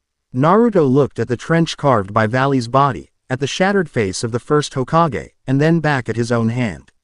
The world had just gotten infinitely larger and more dangerous. But for the first time, he held a power that was truly his own. A power that could defy the rules. A power that had just earned him a rival who could fight gods. I think, Naruto said, his voice quiet but steady, I'm just getting started. Sasuke watched from the trees, hidden in the shadows, his Sharingan taking in the entire scene. He had seen it all. The overwhelming power of Valley. Naruto's utter defeat. And then, that final, impossible attack. He had seen Naruto, the dead last, the idiot, wield a power that had shattered the armor of a monster who had taken out Kakashi with a gesture. The jealousy, the frustration, the inadequacy, it all coalesced into a single, cold, hard point of terrifying certainty. The power he could gain in Konoha would never be enough. Not to defeat his brother, and certainly not to ever stand on the same level as whatever Naruto was becoming. He needed more, and he knew where he had to go to get it. Chapter 4 End. Chapter 5. The Kyoto Accord. The air in the Hokage's office was thick with unspoken tension. It was a formal assembly. Naruto, Kakashi, Hiruzen Sarutobi, and the two village elders, Homura and Koharu. Danzo was conspicuously absent, a fact for which Naruto was grateful. On the Hokage's desk, between stacks of paperwork, lay a single, elegant scroll bound with a purple silk cord. It bore no officia, seal from any of the great shinobi villages. Instead, it was stamped with a delicate, nine-tailed fox sigil embossed in gold wax. This arrived this morning via a non-traditional messenger, Hiruzen said. His eyes heavy as he looked at Naruto. It is a formal invitation. For you, Koharu sniffed, her face a mask of stern disapproval. An invitation from a gaggle of spirits and monsters. Unprecedented. We should burn it. It is a summons from the Yokai of Kyoto, led by their queen, Yusaka, Hiruzen corrected, his tone sharp. And it is not a summons, it is a request for a diplomatic meeting. They are a neutral faction. But they hold significant power and influence in the lands to the east. To ignore this would be unwise. Unwise, Homura scoffed. Hiruzen, the boy just battled a Bind. Jihu claimed to be a descendant of a demon king in the middle of our village. The training ground is still a crater. Now another faction of supernatural beings has taken an interest in him. This is not a diplomatic opportunity. It is a threat. Naruto stood silently, listening. A month had passed since Valley's chaotic greeting. The village was still buzzing with whispers. The official story was that Konoha had been attacked by an unknown S-rank missing nin with a powerful Kekkei Genkai, and that Naruto, in a desperate gamble, had managed to unleash the Kyuubi's power in a new way to drive him off. It was a flimsy cover, but it was enough to keep the general populace from panicking. The truth, however, had spread like wildfire through the circles that mattered.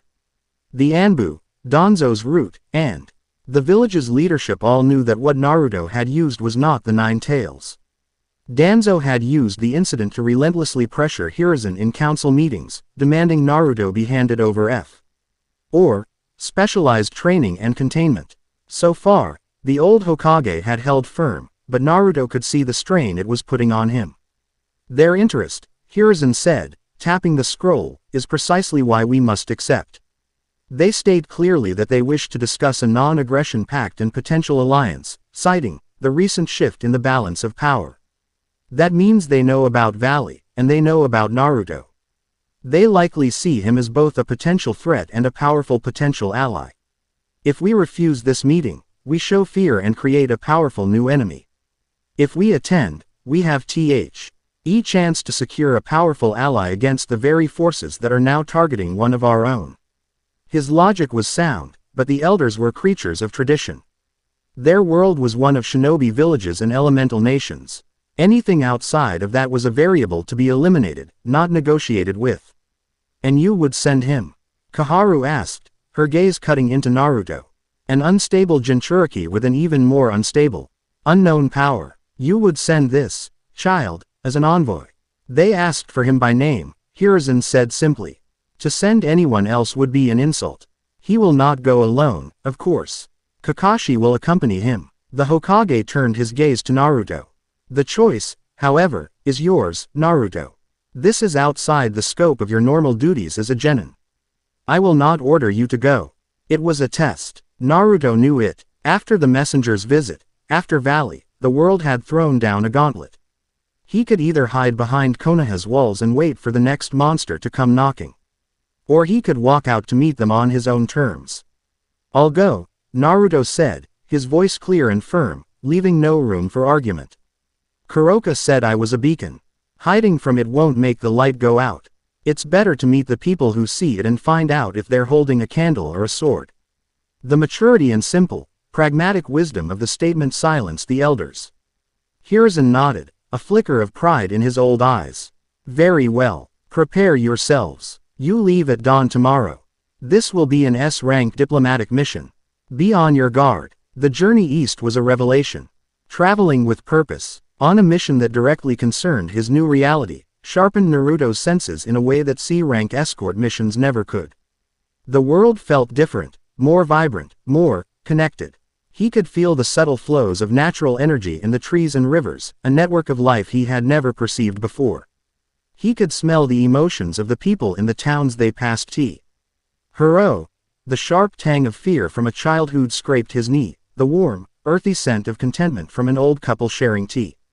He was beginning to understand what the messenger had meant. Reality itself will bend to accommodate you. He wasn't just observing the world. He was a part of its fundamental fabric, and it was a part of him. You're quiet, Kakashi observed as they leapt through the canopy of a dense, ancient forest. Just thinking, Naruto replied. This place, it feels old. The energy is different from Konoha. We're entering the old territories, Kakashi explained, his eyes scanning their surroundings. Lands that have been under the protection of the Yukai for centuries. Shinobi rarely come this far east. The treaties are ancient. It was on the second day of their journey that they felt it. A sudden, sharp spike of power that felt like a dissonant chord in the symphony of the forest. It was a strange energy, a mixture of holy power, demonic energy, and something else, something human and artificial. It was messy, chaotic, and aimed directly at them. Ambush, Kakashi said, his voice grim. Up ahead, they landed silently on a thick branch, peering through the leaves. Below them, the path was blocked by a group of 5 individuals. They were a strange mix. One held a sword that pulsed with a faint, holy light. Another had a demonic-looking spear that seemed to writhe with captured souls. A third was a young woman in a high-tech battle suit, cannons gleaming on her forearms. They weren't shinobi. Their stances were wrong, their chakra signatures non-existent. They radiated a fanatical, self-righteous certainty. Naruto Uzumaki, the man with the holy sword, called out, his voice ringing with conviction. We know you're here. We are the hero faction. We fight for the future of humanity. Naruto and Kakashi exchanged a look. Hero faction, Naruto whispered. Never heard of them. They're a relatively new group, Kakashi whispered back. Radicals. They believe that humanity should be the dominant species and that all supernatural beings, devils, angels, yokai, and dragons, should be exterminated or enslaved. They hunt down powerful sacred gear users and supernatural entities alike. Quote, so they're here to kill me, or capture you. They probably see you as a potential weapon for their cause, or a threat that needs to be eliminated before you can ally with the yokai. For humanity, the woman in the battle suit shouted, her voice amplified by her helmet. We cannot allow a monster like you to join forces with the Kyoto filth. Your power will be consecrated for mankind's use. Quote, without any further warning, she raised her arms and fired a volley of concussive energy blasts that tore through the canopy, splintering ancient trees into kindling. Kakashi and Naruto leapt clear, landing on the path in a crouch. I'll take the 3 on the left, Kakashi said, his Sharingan already spinning. You handle the other 2. Be careful, their weapons are not normal. The battle was joined. Kakashi moved like a phantom, a blur of motion and steel. But these opponents were different from shinobi. The man with the holy sword swung his blade in wide, powerful arcs. Each one sending out waves of holy energy that forced Kakashi to constantly evade. The spear wielder was a whirlwind of death, his demonic weapon lashing out with unnatural speed. Naruto faced the woman in the battle suit and a young, grim-faced boy who held a pair of daggers that flickered with shadowy energy. Don't you see you're just a tool? The boy sneered, dashing forward. The devils and dragons will use you until you're no longer convenient. He moved with incredible speed, his shadow daggers aiming for Naruto's throat. Naruto didn't bother with substitutions or clones. He simply moved. He sidestepped the attack with an almost casual grace, the daggers missing him by a hair's breadth. The world seemed to slow for him, the boy's desperate, angry movements laid bare. He felt the intention behind the attack, a mix of fear and righteous fury. He could feel the boy's own life force, a flickering, unsteady flame. There was no real killing intent, only a desperate need to prove himself. The woman in the suit opened fire again. Naruto flowed around the blasts, not with explosive speed, but with a perfect, minimal motion, each step just enough to place him outside the blast radius. He was dancing between explosions, a leaf on the wind. He was tired of fighting. Tired of being a target. He had come here to talk, not to brawl with fanatics in the woods. He needed to end this. Quickly, he saw his opening. The boy with the daggers overextended, leaving himself off balance. The woman was reloading, a brief, 1-second pause in her barrage. It was more than enough time. He didn't channel chakra. He didn't reach for the Kyuubi.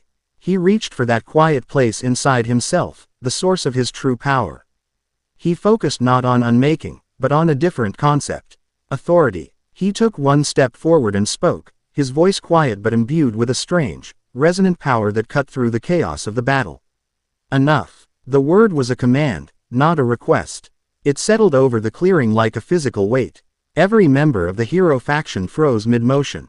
The man with the holy sword, his blade raised to strike Kakashi, found his arm locked in place, held by an invisible, irresistible force. The woman in the suit couldn't press the trigger.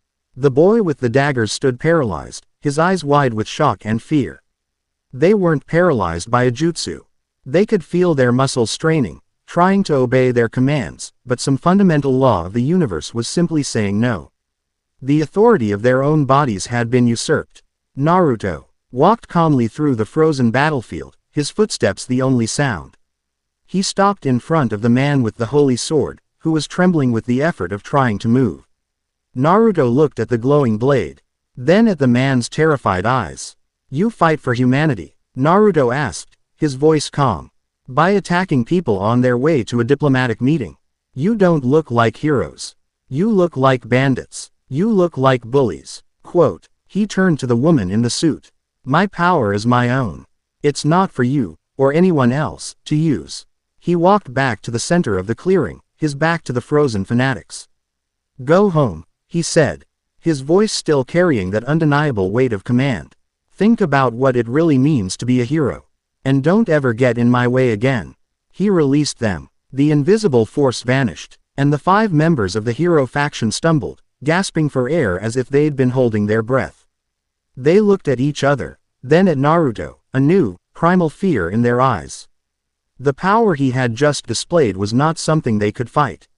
It was absolute. They scrambled to their feet and fled into the forest, disappearing into the shadows. Kakashi walked up to Naruto, sheathing his kunai. He looked at the spot where the heroes had vanished, then back at his student. "That was a new trick. Just felt like the quickest way to end the conversation," Naruto said with a shrug. Though his heart was still pounding from the effort, it had felt right, natural, to simply impose his will upon the world. He was beginning to see the truth in the messenger's final warning. The line between a wish and a command was indeed very thin. They arrived at the outskirts of Kyoto as the sun began to set. The city was unlike anything Naruto had ever seen. It was a sprawling metropolis that seamlessly blended ancient, traditional architecture with sleek, modern skyscrapers. But beneath the surface of the mundane, Naruto could feel a vibrant, thrumming energy. The entire city was alive with a power that was wild, ancient, and deeply connected to nature. It was the heart of the Yukai nation. They were met at the city's edge by a woman with fox ears and a single, fluffy white tail. Dressed in the formal robes of a shrine maiden, she bowed deeply. "Uzumaki-sama, Hataki-sama, I am to escort you to the imperial palace. Our queen awaits you." The palace was a magnificent structure of dark wood and gold leaf, nestled in a vast, ancient forest in the very center of the city. As they were led through its silent, polished halls, Naruto could feel the countless powerful presences around them. Watching from the shadows, he wasn't intimidated. He felt a strange sense of kinship with the wild, natural energy that permeated the place. They were shown into a large, open-air throne room that overlooked a serene Zen garden. Seated on a simple, elegant throne at the far end of the room was the most beautiful woman Naruto had ever seen. She was tall and regal, with a cascade of golden blonde hair that seemed to capture the light of the setting sun. She had kind, intelligent golden eyes, gentle fox ears atop her head, and 9 magnificent golden tails that swayed gently behind her. Each one radiating an immense, but gentle, power. She wore an elegant white and red kimono, and her smile was warm and genuinely welcoming. This was Yusaka, the Kyuubi of Kyoto, the leader of all Yukai. "Welcome to Kyoto, Naruto Uzumaki, Kakashi Hataki," she said, her voice like the chiming of a temple bell. "I am Yusaka. Thank you for accepting my invitation. Thank you for having us, Yusaka-sama," Kakashi said, bowing formally. Naruto, however, just stood and looked at her. He could feel the power radiating from her. It was immense, easily on par with Valley's, but where Valley's power was a sharp, arrogant storm, hers was like a deep, warm ocean. It was powerful, but not threatening. It was ancient, but full of life. "You can feel it, can't you?" Yusaka asked, her smile widening as she looked at Naruto. "The life force of my city. The pulse of the Yukai. It's amazing," Naruto said, his awe genuine. Yusaka laughed, a warm, pleasant sound. "I had hoped you would think so. Please, sit." She gestured to the cushions laid out before her throne. "Let us talk. We have much to discuss." She explained the situation from her perspective. The Yukai had long remained neutral in the conflicts between the 3 factions, the angels, fallen angels, and devils. But recent events had made that neutrality difficult. Valley's appearance, the stirrings of the hero faction, and now, the awakening of a new, unknown power. Naruto, had destabilized the delicate balance. The world is growing more dangerous, Naruto Uzumaki, she said, her expression growing serious. Factions are choosing sides. Treaties are being broken. Ancient forces are stirring. My people, the Yukai, wish only to live in peace, but peace is a luxury that may soon be beyond our reach. She looked at him, her golden eyes direct and piercing. I have heard whispers of your power. A power that is not of the Kyuubi sealed within you. A power that humbled Valley Lucifer. A power that comes from the dragon of Genesis himself. Naruto and Kakashi both tensed. She knew. You do not need to confirm it, she said gently. My bloodline gives me a certain sensitivity to such things. Your presence is like a new sun rising in a sky that has been dominated by the same old stars for millennia. Some will see it as a new dawn. Others will see it as a threat to the natural order. I would like to see it as an opportunity. She leaned forward, her 9 tails swishing with intent. I propose an alliance. A pact of mutual defense and non-aggression between the Yukai of Kyoto and Naruto Uzumaki of Konoha. We will offer you sanctuary and support should you need it. In return, should my people ever face a threat that is beyond our power to handle, we ask for your aid. It was a straightforward, honest proposal. There was no trickery, no hidden clauses. It was an offer of partnership, based on mutual respect and shared interests. It was the first time anyone had approached him about his power, not with fear or ambition, but with a genuine desire for cooperation. You're not afraid of me? Naruto asked, the question coming out before he could stop it. Yasaka's expression softened. I am a 9-tailed fox myself, Naruto-kun. I have lived for centuries with others fearing my power. I know the difference between a monster and a soul that carries a great burden. I do not see a monster before me. I see a young man who has been handed the power to shape the world, and is trying to find the right way to wield it. Her words hit him with the force of a physical blow. She saw him, just as Iruka had, years ago. She saw past the Jinchuriki, past the dragon's son, and saw him. Okay, Naruto said, a slow, genuine smile spreading across his face. I accept. You have an alliance. Yasaka returned his smile. And it was like the sun breaking through the clouds. Excellent. Then let us seal our accord. Not with scrolls and ink, but with a promise. And a feast. Later that evening, as a grand banquet was held in their honor, Naruto found himself standing on a balcony overlooking the moonlit gardens with Yasaka. The sounds of the celebration were a pleasant hum behind them. You handled the hero faction gracefully, she commented, sipping from a small saucer of sake. My scouts reported the incident. To defeat them without causing serious injury, with such an absolute display of authority, that is the mark of a true leader. Not just a warrior. They were just misguided kids, Naruto said with a shrug. No reason to kill them. A sentiment many in this world have forgotten, Yasaka said. She turned to face him, the moonlight catching in her golden hair. This alliance is more than just political for me, Naruto-kun. I have a daughter. I want her to grow up in a world where power is used to protect, not to dominate. I believe you can help create such a world. She reached out and gently placed her hand on his cheek. Her touch was warm, and a comforting wave of her calm, powerful energy flowed into him. It felt like coming home. You have a good heart, Naruto Uzumaki, she whispered, her eyes shining with a mixture of respect, admiration, and something deeper, something he didn't quite have a name for yet. Do not let the world harden it. He didn't know what to say. He just stood there, under the Kyoto moon, feeling the warmth of her hand and the weight of her trust. He had come here seeking an ally.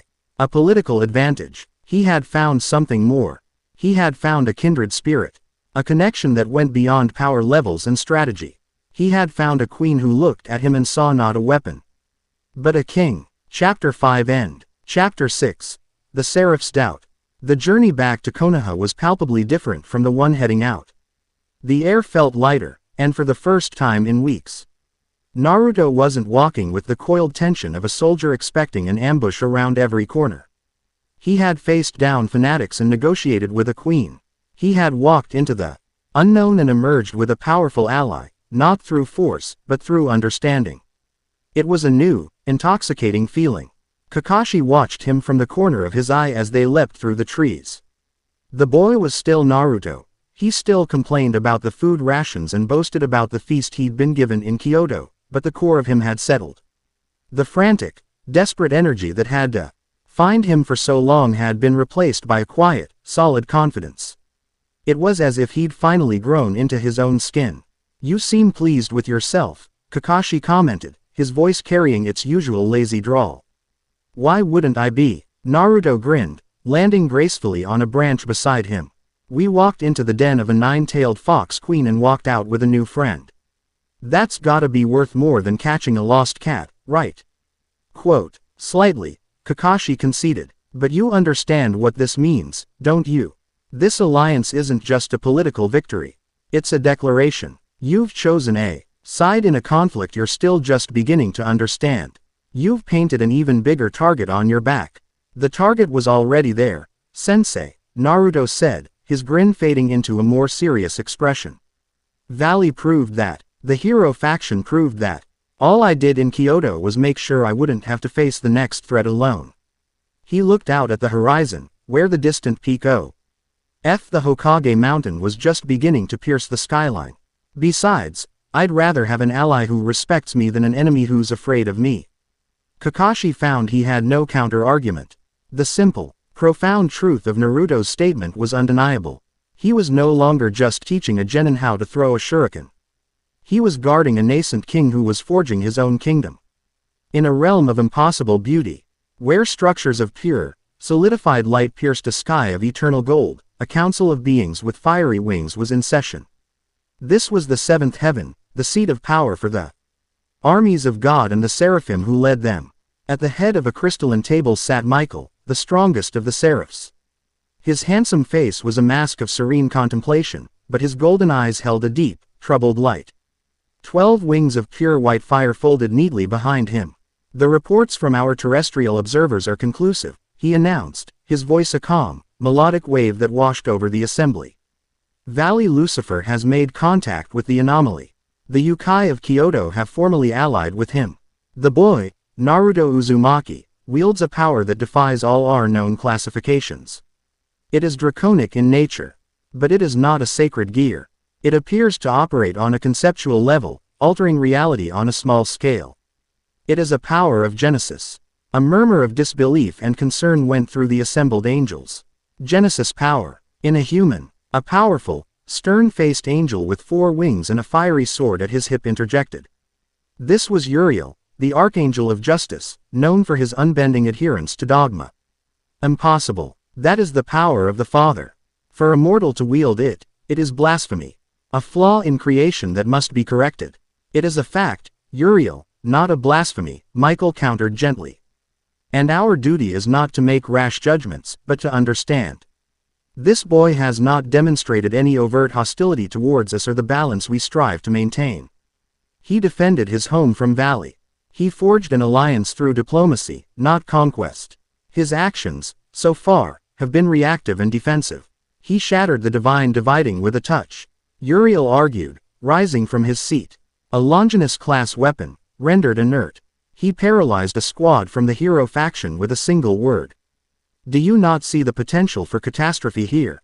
What happens we end this boy decides he no longer wishes to be reactive? What happens when he desires a world reshaped to his liking? We cannot afford to wait and find out. He must be eliminated, cleanly and swiftly, before his power matures." The chamber was divided. Some angels nodded in agreement with Uriel's grim pragmatism, while others shifted uncomfortably, troubled by the idea of executing a being who had, as yet, committed no sin. Michael raised a hand, and the chamber fell silent. "Your concerns are valid, Uriel. The risk is immense, which is why our first step must be one of assessment, not annihilation." His gaze swept across the table until it rested on a figure of breathtaking beauty standing silently at the side. She had long, flowing blonde hair, gentle blue eyes, and 12 magnificent white wings that seemed to drink in the golden light of heaven. She was Gabriel, the seraph of messages, renowned throughout the factions for her compassion as much as her power. "Gabriel," Michael said, his voice softening, "your ability to perceive the truth of a soul is unmatched. I want you to go to the mortal world. Observe Naruto Uzumaki. Speak with him. Look into his heart and his intentions. I do not want a report on the scale of his power. Our observers have already provided that. I want to know his character. Is he a nascent tyrant who will burn the world with his desires? Or is he something else? The fate of our future actions will rest upon your judgment. Uriel looked ready to protest, but he held his tongue. A direct order from Michael was not to be defied. He simply gave a stiff, disapproving nod. Gabriel stepped forward and bowed, her expression serene. I will do as you command, Lord Michael. I will seek the truth. Go, then, Michael said, and pray that the truth you find is one that does not lead us to another war. Naruto was sitting on the head of the fourth Hokage, his legs dangling over the edge, looking down at the village he called home. It had been 2 days since their return, and the official report had been filed. The elders were displeased. Danzo was undoubtedly plotting, but for now, there was a quiet lull. He came up here often now. It was strange, looking at the carved stone face of the man he now knew was his father. It didn't fill him with anger for the burden he'd been given. Instead, it brought a quiet sense of connection, of a shared duty. He trusted me to protect this place, Naruto thought, a familiar resolve hardening his spirit. And I will. A gentle warmth spread through the air behind him, and the fading light of the afternoon sun seemed to intensify. A soft, melodic humming, like 1,000 tiny bells, filled the air. Naruto turned, his hand instinctively reaching for his kunai pouch, but the feeling that washed over him was not one of hostility. It was a profound, overwhelming sense of peace, a feeling of pure, benevolent grace that soothed the soul. A pillar of soft, golden light descended from the heavens, landing silently on the stone head behind him. The light faded, revealing a woman of such ethereal beauty that Naruto felt his breath catch in his throat. It was Gabriel. She stood there, her 12 white wings furled behind her, her blue eyes regarding him with a calm, analytical curiosity. She wore a simple, flowing white gown, and her presence was a stark contrast to every other supernatural being he had met. Valley had been a storm of arrogant power. The messenger was a cold, silent void. Kuroka was a playful, predatory shadow. Yasaka was a warm, regal ocean. This woman, she was a song. Naruto Uzumaki, she said, her voice as melodic as the humming that had preceded her. I am Gabriel. I have come to speak with you. Naruto slowly got to his feet, his initial shock giving way to a wary caution. He recognized the name. The seraphs of heaven, the messenger had warned. You're an angel, he stated, the words feeling strange on his tongue. I am, she confirmed with a gentle smile. One of the great seraphs who command the armies of heaven. Are you here to fight me, too? He asked, his hand still hovering near his weapons. Because I'm getting a little tired of my village being a Tory saint spot for super-powered beings who want to pick a fight. Gabriel's smile didn't falter. No, I am not here to fight. I am here to understand. Your existence is an anomaly. Your power is a variable that was not accounted for in the great balance that maintains the fragile peace between the factions. You have allied yourself with the neutral Yukai. You have drawn the eye of the White Dragon Emperor. You are a stone tossed into a still pond, and the ripples you are creating threaten to become a tsunami. I haven't done anything, Naruto countered, a familiar spike of frustration in his voice. Everyone keeps coming to me. I'm just trying to live my life and protect my friends. A noble goal, Gabriel conceded. But when your very presence has the power to shatter a Longinus, your your life has consequences that can shake the foundations of the world. Some in heaven believe you are a threat that must be erased.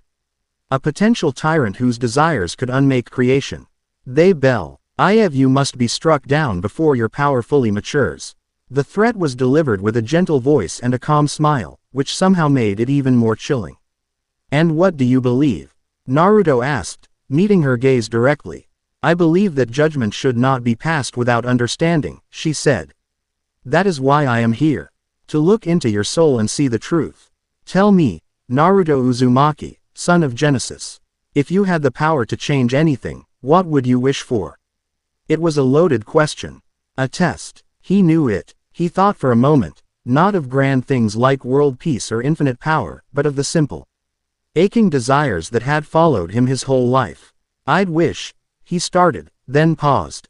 I'd wish that people wouldn't look at me and see a monster, or a weapon, or a prize to be won. I'd wish they'd just see me. He looked down at the village below. And I'd wish for the strength to protect them all, so that no one else ever has to feel as alone as I did. His answer was simple, honest, and completely devoid of the lust for power or domination she had been sent to find. Gabriel's serene expression flickered with a hint of surprise. She could feel no deception in his words. His soul was a turbulent, powerful thing, a raging sun of raw potential, but its core was pure. It was the heart of a protector. Before she could respond, a deafening explosion re-pped through the air from the direction of the village's central marketplace. A plume of black smoke and angry red fire billowed into the sky. Screams of panic and pain echoed up the mountain. Naruto's head snapped towards the chaos. His conversation with the angel, the cosmic stakes, the threat to his own life, it all vanished from his mind, replaced by a single, overriding imperative. People are hurt, he said, his voice dropping into a low, serious tone. He didn't even glance back at Gabriel. He simply launched himself off the head of the fourth Hokage, a streak of orange and blonde rocketing towards the disaster. Gabriel stood for a moment, wings rustling in surprise at his sudden departure. This was not part of her assessment. But it was, perhaps, the most important part. Words were one thing, actions were the truth. With a powerful beat of her wings, she shot into the air, a silent, invisible observer following in his wake. The marketplace was a scene of chaos. A massive crater ocked in the center of the square where a popular tea shop had been moments before. The blast had torn through stalls, shattered windows, and sent shrapnel flying in every direction. Civilians were screaming, running, or lying injured on the ground. Konoha shinobi were already moving in, but the initial confusion was hampering their efforts. Naruto landed in the middle of it all, the scene of carnage hitting him like a physical blow. Standing on the far side of the crater were three figures in drab, gray cloaks, the same fanatics from the hero faction. One of them held a strange, cannon-like device, still smoking from the blast. "See, monster," the leader yelled, pointing a trembling finger at Naruto. "This is the chaos your existence brings. This is the price humanity pays for your alliance with beasts. You did this," Naruto whispered, his eyes wide as he took in the injured, crying civilians. A little girl was on the ground, her leg trapped under a heavy, overturned cart, her face streaked with tears and soot. A cold, silent fury, unlike the hot rage of the Kyuubi, settled over him. It was the fury of a protector whose charges had been harmed. He didn't waste time on the fanatics. Not yet. He flashed through a hand sign. Shadow Clone Jutsu. In a series of smoke puffs, 24 Narutos exploded into existence. But they didn't charge the enemy. "Get the civilians out of here," Naruto Prime ordered, his voice ringing with absolute command. "Help the injured. Form a perimeter. Now." The clones moved with perfect, disciplined efficiency. Some began lifting heavy debris off of trapped people. Others gently picked up the injured and sped them towards the approaching medics. A line of them formed a human, or clone, wall between the chaos and the remaining panicked civilians, guiding them to safety. High above, invisible to all, Gabriel watched, her angelic eyes wide with astonishment. He was using a jutsu famous for deception and combat for rescue and crowd control. He was coordinating a disaster relief effort in seconds, his priority not vengeance, but the preservation of life. The leader of the hero faction cell, enraged at being ignored, aimed his weapon again. "You will pay for your sins, demon." Quote. But before he could fire, Naruto Prime was there, moving with a speed that left a flicker of orange in the air. He didn't punch. He didn't form a Rasengan. He simply grabbed the barrel of the weapon and, with a surge of that silent, violet-tinged power, crushed it into a useless lump of twisted metal. He looked at the three fanatics, and his blue eyes were as cold and hard as chips of ice. "We're done talking." He moved between them, a fluid, unstoppable force. A precise chop to the neck of one. An elbow to the temple of another. A simple leg sweep that sent the leader sprawling. It was over in 3 seconds. He wasn't trying to kill them. He was neutralizing them. It was efficient, brutal, and utterly restrained. As Anbu arrived to secure the captured terrorists, Naruto ran to the little girl still trapped under the cart. "Hey, "It's okay," he said, his voice suddenly gentle. "I've got you." The cart was massive, easily weighing half a ton. Naruto crouched, gripped the edge, and with a grunt of effort, he lifted it. Not with a surge of chakra, but with a quiet, immense strength that came from his very being. He lifted it high enough for a CL1 to quickly and gently pull the girl free. He held her for a moment, checking her over.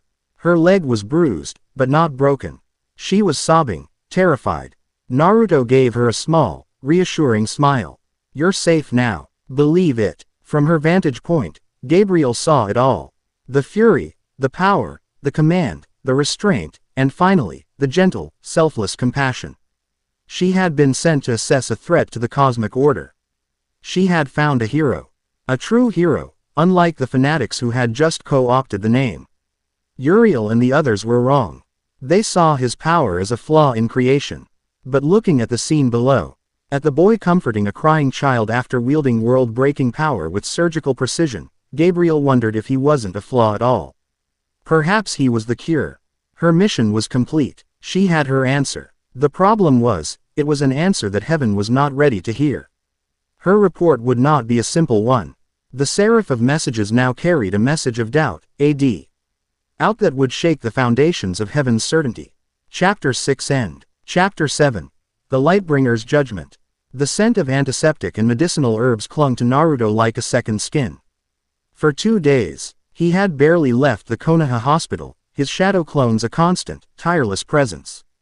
They moved through the wards, delivering water, changing bandages, and offering quiet, clumsy words of comfort to the injured.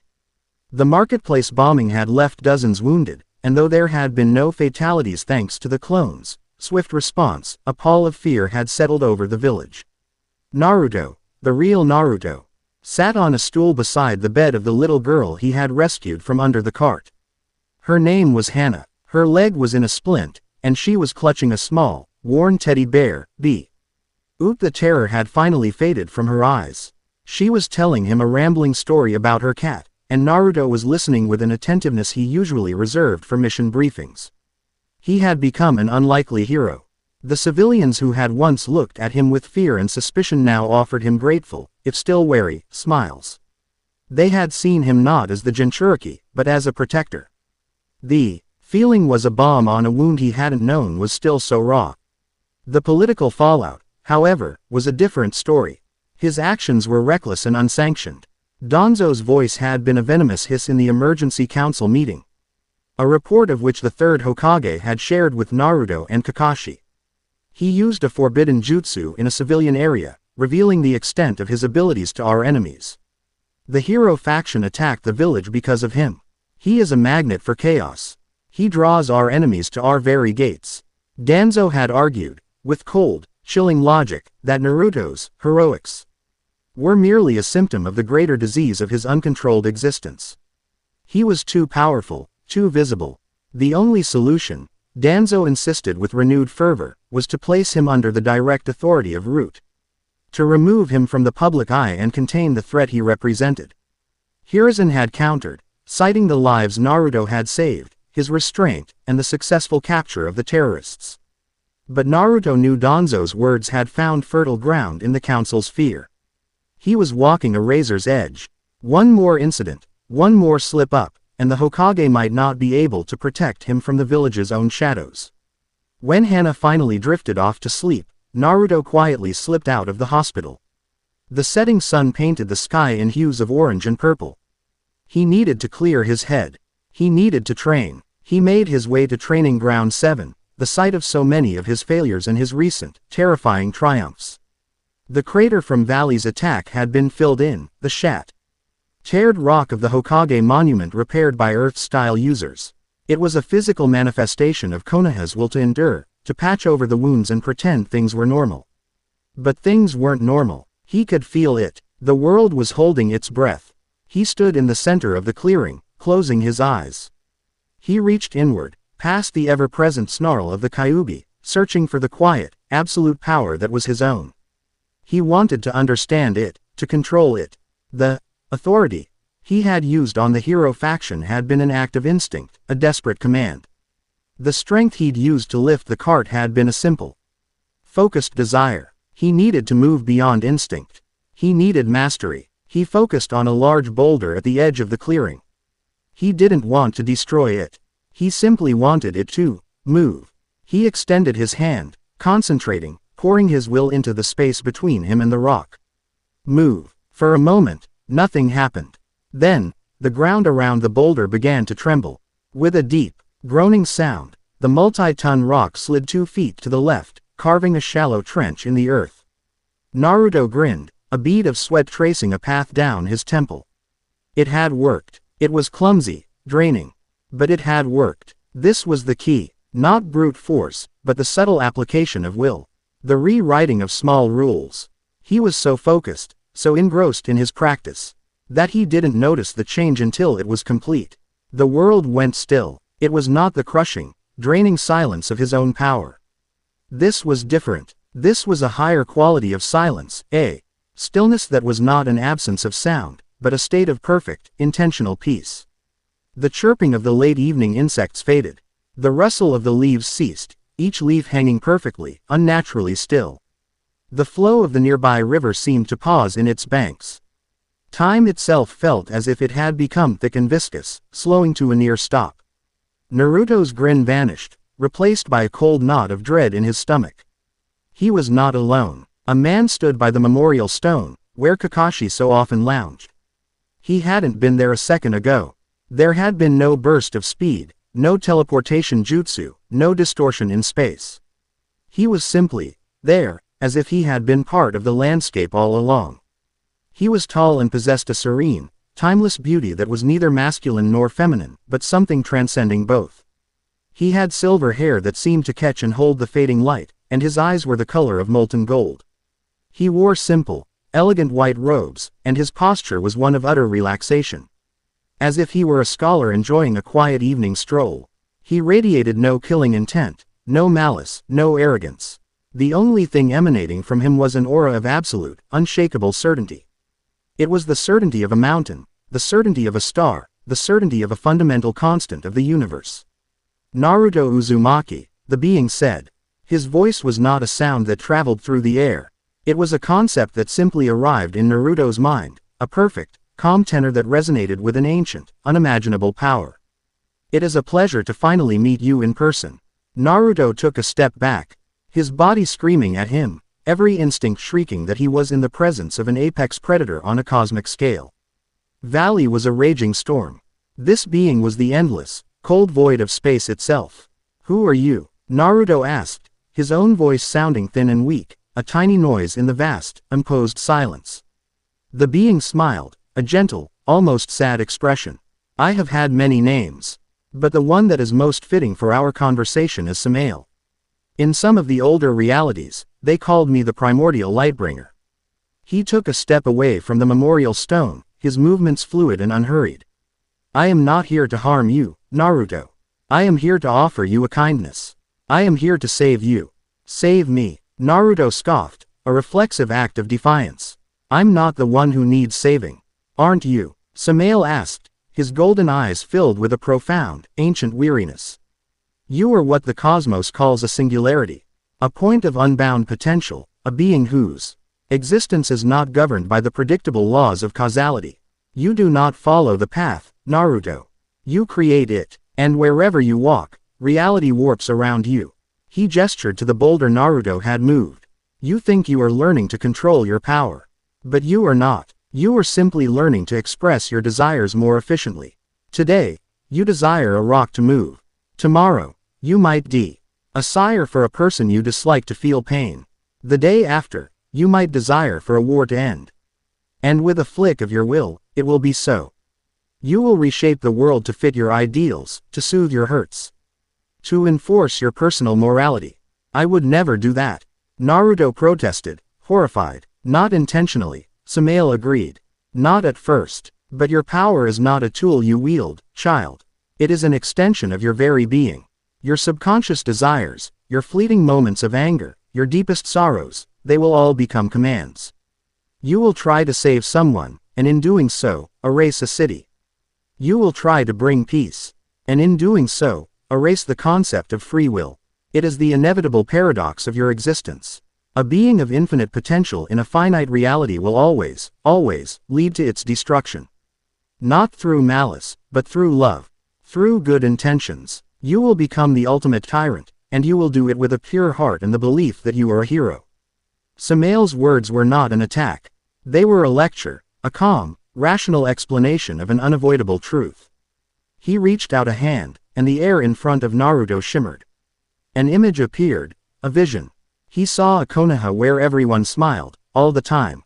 They were happy, peaceful, and utterly empty. They moved with a placid, thoughtless grace, their eyes vacant. He saw an older version of himself on the Hokage monument, a sad, lonely god ruling over a world of perfect, contented puppets. He had wished for everyone to be happy, and his power had granted it, by stripping away everything that made them human. The vision shifted. He saw himself on a battlefield, facing an army. He was crying, screaming for the fighting to stop, and with a wave of his hand, it did. The soldiers on both sides simply ceased to be. Not dead, unmade, erased from existence, their pasts, their presents, their futures, all gone. He had wished for the fighting to end, and his power had provided the most absolute solution. These are but faint possibilities, Samael said, the visions fading. Probabilities. But with you, the probability of such an outcome approaches certainty. My purpose, my ancient duty, is to maintain the integrity of creation, to protect reality from the paradox of the singularities. I am not a villain, Naruto. I am a gardener, and you are a weed that threatens to choke the life from everything. Naruto's blood ran cold. He tried to tap into his power, to issue a command. Stop. Go away. But the words had no authority here. It was like trying to command the ocean to be dry. He reached for the Kyuubi, for that familiar font of rage and power. A flicker of red chakra flared around him. Samael simply sighed, a sound of deep disappointment. He lifted a single finger. Be still. The Kyuubi's consciousness, that raging inferno of ancient hatred, was snuffed out like a candle. The red chakra vanished. Naruto was left utterly, completely alone in his own mind, the comforting snarl of the beast gone for the first time in his life. The silence in his soul was more terrifying than the silence in the world around him. Your borrowed rage is a child's tantrum, Samael said, his voice laced with pity. I have unmade gods with a thought. Do not insult us both with such a display. He stood before Naruto now, close enough to touch. His golden eyes were not filled with anger, but with a sorrowful compassion that was the most terrifying thing Naruto had ever witnessed. I told you I came to save you, Samael said softly. To save you from the monster you are destined to become. And so, I offer you a choice. An act of mercy. I give you this ultimatum. Renounce your power, willingly, will it to be sealed, and allow me to place it in a prison of causality from which it can never escape. If you do this, you may live out the rest of your short, mortal life in peace. You will be just a boy. You can protect your friends, become the leader of your village, and die content in your blissful ignorance. He paused, the weight of his next words settling over the world. Or, you can refuse. Cling to this cosmic curse you call a gift, and I will be forced to prune you. I will erase you, Naruto Uzumaki. I will unmake you so completely that you will not only cease to exist, but you will have never existed. Your friends will have no memory of you. Your father will have died for nothing. The world you love will forget you were ever born. It will be the ultimate act of preservation. The choice was impossible. To give up his power was to give up the means to protect one from the threats that were already coming. To keep it was to become the greatest threat of all, and to be erased from time itself. I will give you one cycle of your moon to decide, Samael said, his form beginning to grow translucent. At the next full moon, I will return for your answer.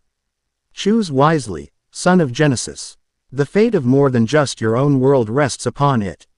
And then he was gone. The silence broke. The sounds of the world rushed back in, the insects, the wind, the river. But the stillness remained inside Naruto. He fell to his knees, his body trembling, his mind reeling from the sheer, crushing weight of the ultimatum.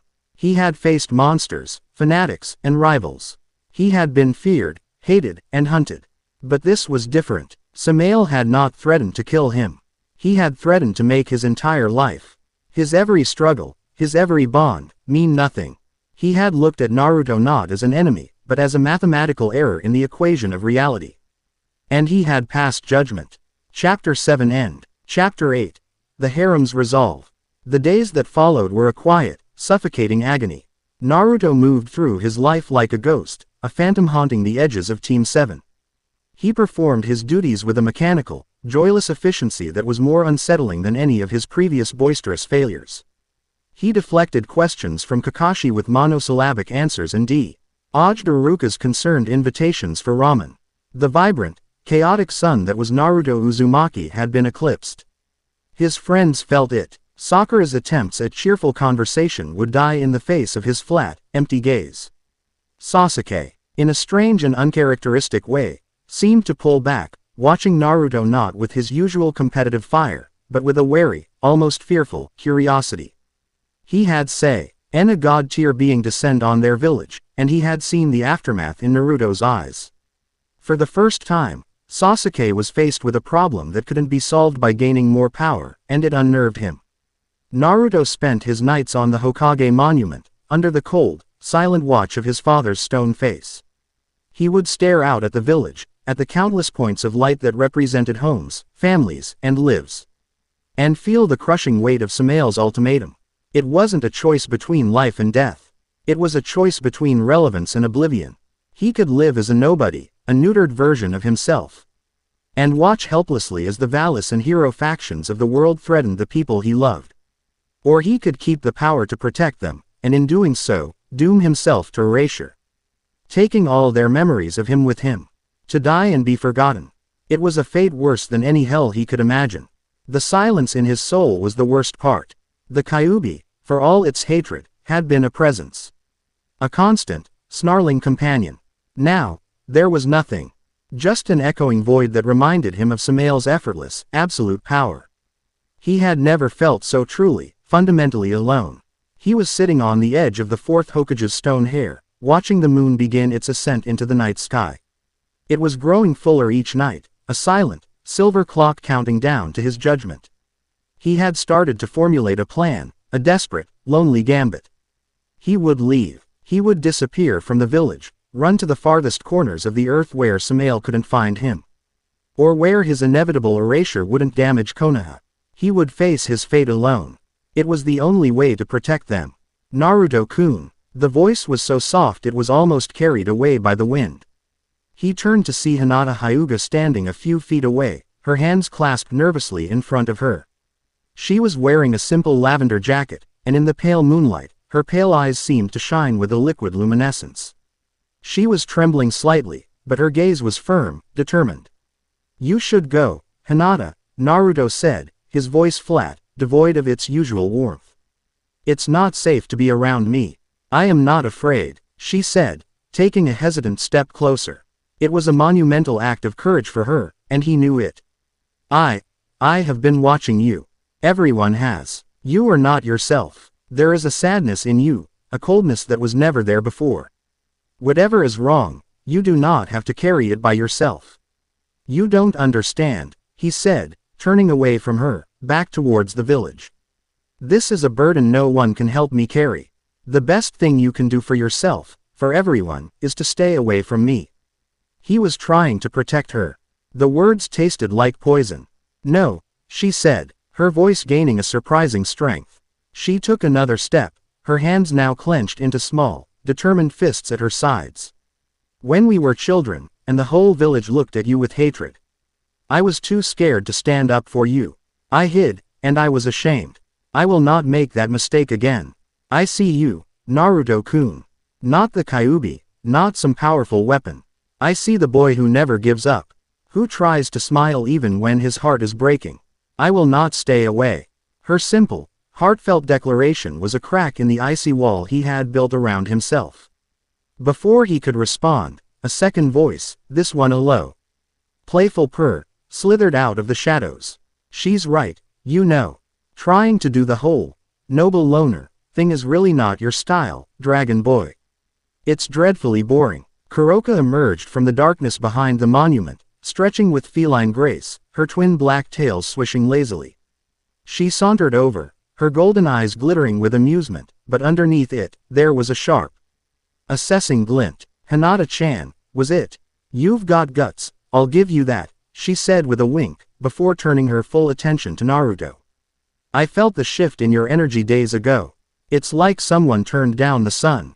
So, what happened? Did another silver-haired pretty boy with a god complex come and lecture you about your power? Naruto stared at her. How did you? Please, Kuroka scoffed, waving a dismissive hand. The supernatural world is buzzing. A being of immense, ancient power made a personal appearance in a backwater shinobi village. Wisp, of the Lightbringer. Who, prunes, reality are starting to circulate in the places that listen to such things. He gave you an ultimatum, didn't he? Go powerless or go, poof. Her blunt, irreverent, summary of his existential crisis was so jarring that it almost made him laugh. Something like that, he admitted grimly. And you're actually considering it? She asked, her playful demeanor vanishing, replaced by a fierce intensity. Giving up the very thing that makes you you.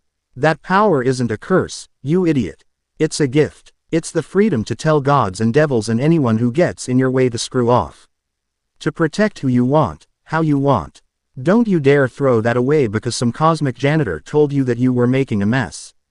Her pragmatic, power-positive view was so diametrically opposed to Samael's terrifying logic that it momentarily stunned him. But before he could process it, the air shimmered with golden light and a gentle, regal warmth. She is correct, Naruto-kun. To renounce your power is to renounce your very nature. It would be a suicide of the soul. Yusaka appeared in a swirl of golden foxfire, her 9 tails fanning out behind her like a magnificent cape. She looked at Naruto not with pity, but with the firm, reassuring gaze of a fellow monarch. My scouts and mystics have been working since you returned from Kyoto, she explained, her voice calm and authoritative. The being you met, Samael, is a primordial force. Older than the current factions. He is a being of absolute order, of stasis. His goal is not evil, but it is the antithesis of life itself. Life is chaotic, unpredictable, and powerful. You, Naruto-kun, are the ultimate expression of that life. He fears you not because you are a monster, but because you are hope. The hope are change in a cosmos he wants to remain frozen and predictable. She came to stand beside Hinata, forming a united front. Our alliance was not one of convenience. I pledged my people to you, and I to you.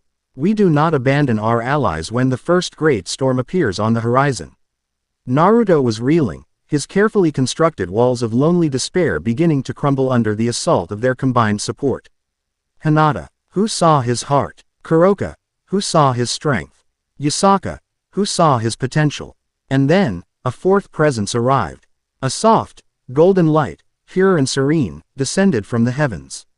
It was not a violent arrival, but a gentle unfolding of reality. Gabriel landed softly, her 12 white wings catching the moonlight, making her look like an avenging angel from a sacred text. Kuroka hissed instinctively, her back arching, a seraph, here to finish the job for your little Lightbringer friend. Gabriel looked at Kuroka, not with hostility, but with a weary sadness. I am not here on heaven's orders, she said, her voice ringing with a pure, honest truth that was impossible to doubt. She then turned her gaze to Naruto, and he saw a profound conflict in her blue eyes. I reported what I saw, Naruto Uzumaki, she said. Your heroism, your restraint, your compassion. I told Michael that you were not a threat, but a protector. My report has thrown the 7th heaven into a state of indecision. Uriel and his followers still call for your destruction, but others now doubt. They are paralyzed by dogma and fear. She looked away, towards the moon. And I have to realize that waiting for heaven to make the right choice is a fool's errand. I was sent to judge your character. I found it to be truer than that of many angels I have known for millennia. She looked back at him, a new, firm resolve in her eyes. Samael's judgment is a perversion of order. It is the logic of a tyrant. To erase a soul from existence because you fear its potential is the greatest sin I can imagine. I cannot stop heaven from its deliberations, but I will not stand by and allow this to happen.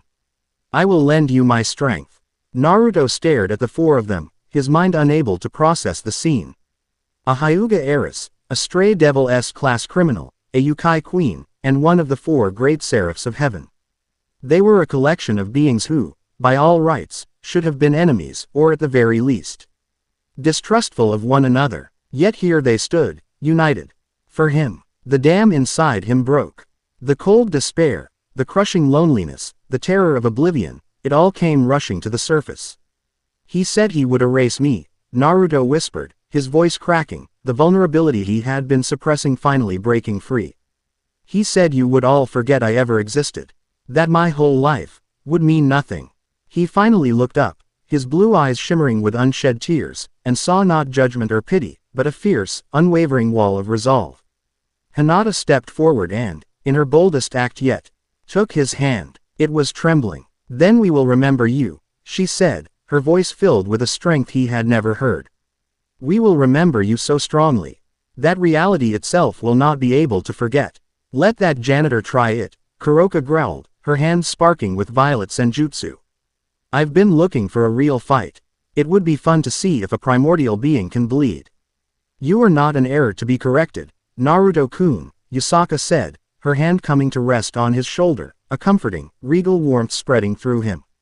You are an answer. You are our answer to a world that has grown too old and too afraid of change. The path you walk is a new one, Gabriel said, her light shining brighter.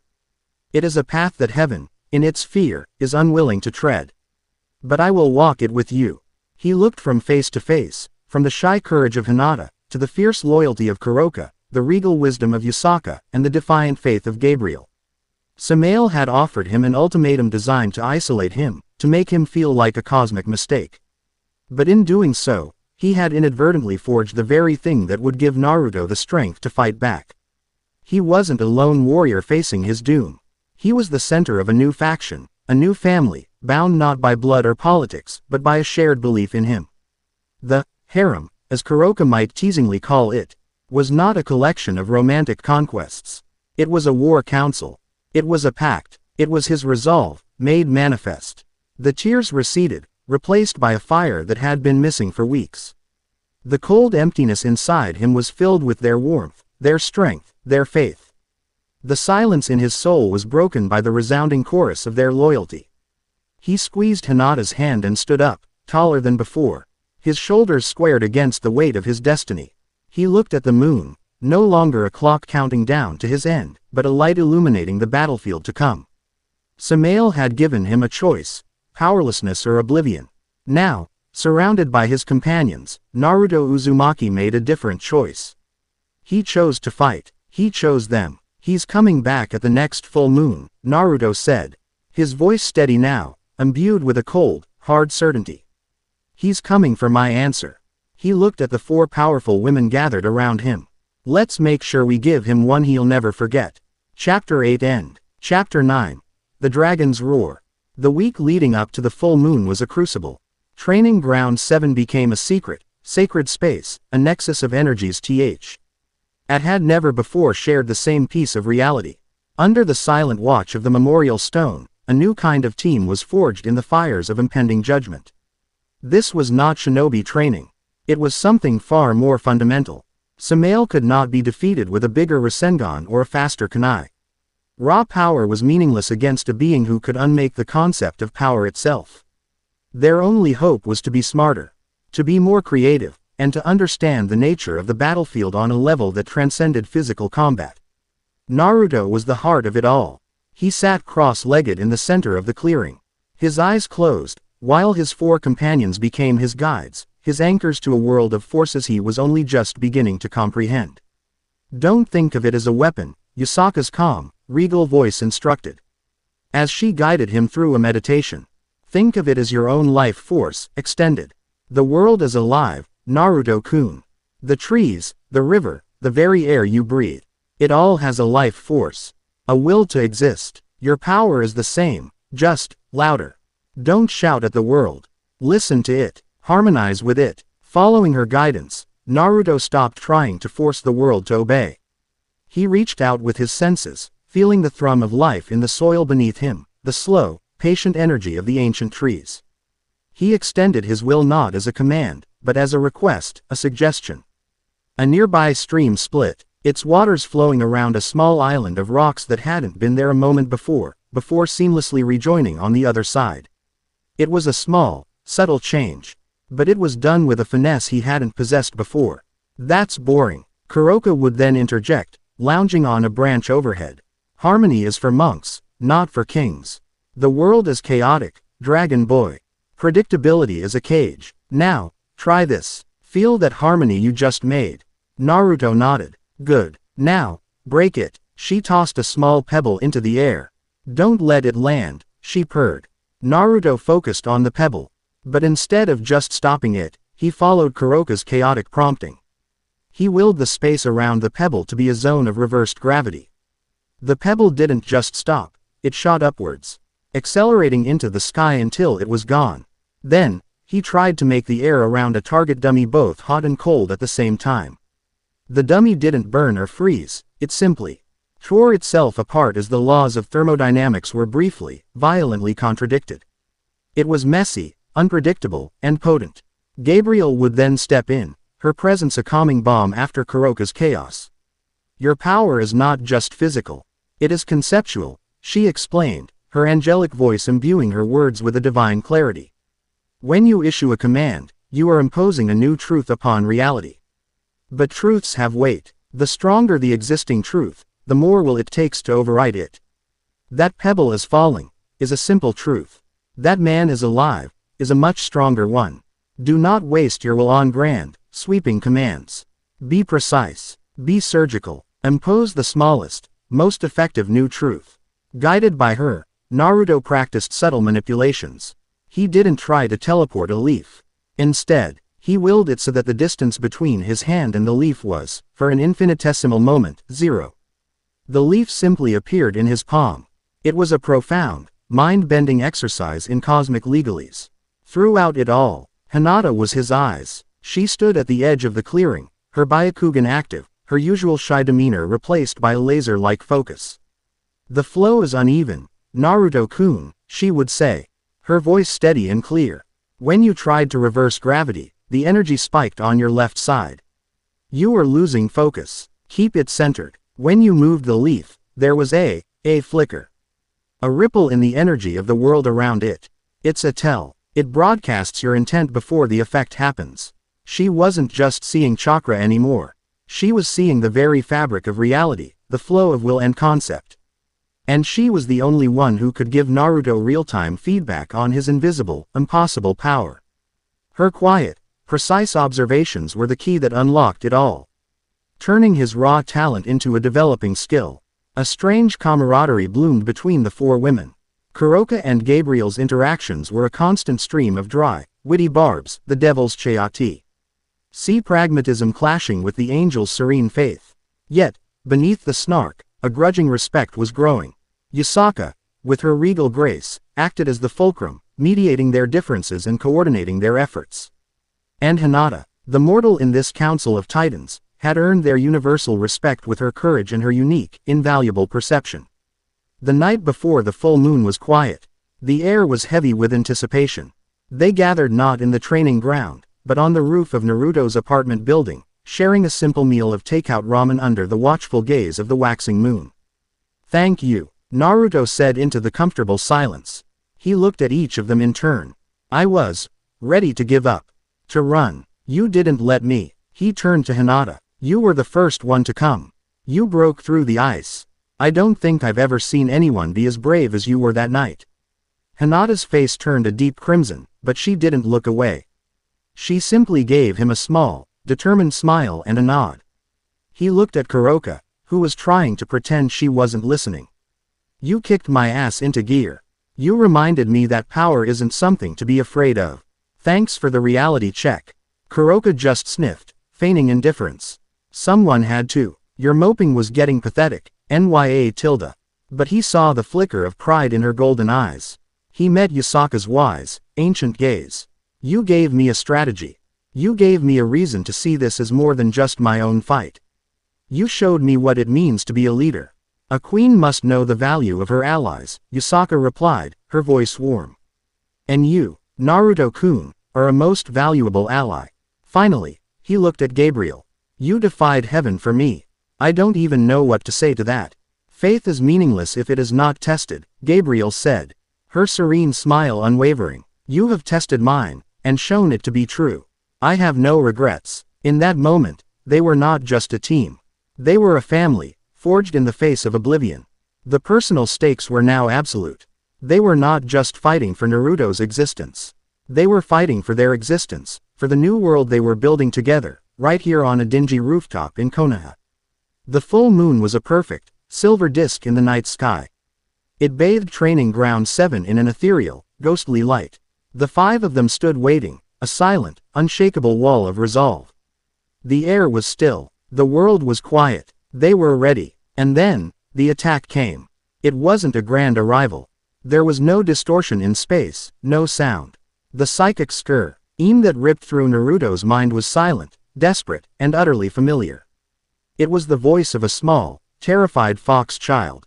Naruto-sama, help us. The city is being erased. It was Kuno, Yusaka's daughter. Yusaka staggered, a hand flying to her temple, her face paling. No, Kuno, Kyoto. Samael hadn't come to them. He had gone to their home. A cruel, strategic masterstroke. It was a test, a punishment, and a message all in one. See how fragile your bonds are. See how easily I can take away everything you fight to protect. He's trying to split us up, Naruto said, his voice a low, dangerous growl. The choice was instant. There was no debate. Gabriel, Naruto commanded, his voice ringing with the authority he had practiced.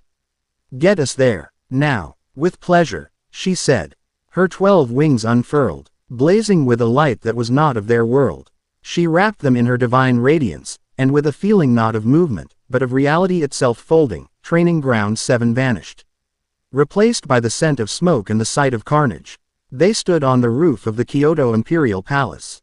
The beautiful, ancient city was under siege. But it was not an army of demons or monsters. Marching through the streets were legions of tall, featureless beings made of a gray, porcelain-like material. They moved with a perfect, synchronized gait, their forms geometric and unsettlingly perfect. They carried no weapons. They simply advanced, and wherever they walked, the world seemed to dim. The vibrant colors of the Yukai city faded to gray, the sounds of life were muted, and the wild, natural energy of the ley lines was being smoothed over, suppressed, ordered. The Yukai were fighting, their powers, illusions, foxfire, elemental attacks, crashing against the silent invaders. But their attacks seemed to do little. The constructs would be engulfed in flames, only to emerge moments later, their surfaces unscratched, their advance unbroken. At the head of the army, floating above the central plaza, was a being of a higher order. It was a 20-foot-tall golem made of the same gray material, but its form was more complex, a shifting collage of gears, plates, and perfect angles. It radiated an aura of pure, unadulterated law. It was a being of absolute order, and it was methodically correcting the beautiful, chaotic life of Kyoto. They're not alive, Gabriel said, her voice tight with disgust. They are axiomatic constructs, manifestations of pure order. They don't destroy. They assimilate. They rewrite what they touch into a reflection of their own perfect, lifeless stasis.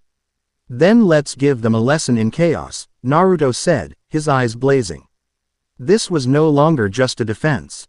This was personal. All right, here's the plan. His voice was a clarion call, cutting through the din of the one-sided battle. He was no longer just a fighter. He was a commander. Kuroka, you're the agent of chaos. I don't want you to destroy them. I want you to disrupt them. Get in the middle of their formations, use your wildest senjutsu. They're all about order. Make them deal with the unpredictable. Kuroka grinned, a feral, wicked thing. With pleasure, she purred, and vanished in a blur of black, a storm of violet lightning erupting in the heart of the constructs, flanked moments later.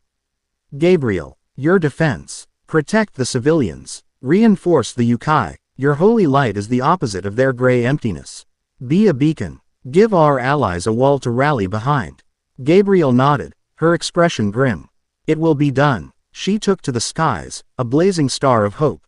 Waves of golden light forming shimmering barriers that intercepted the constructs, pacifying aura, protecting the retreating Yukai.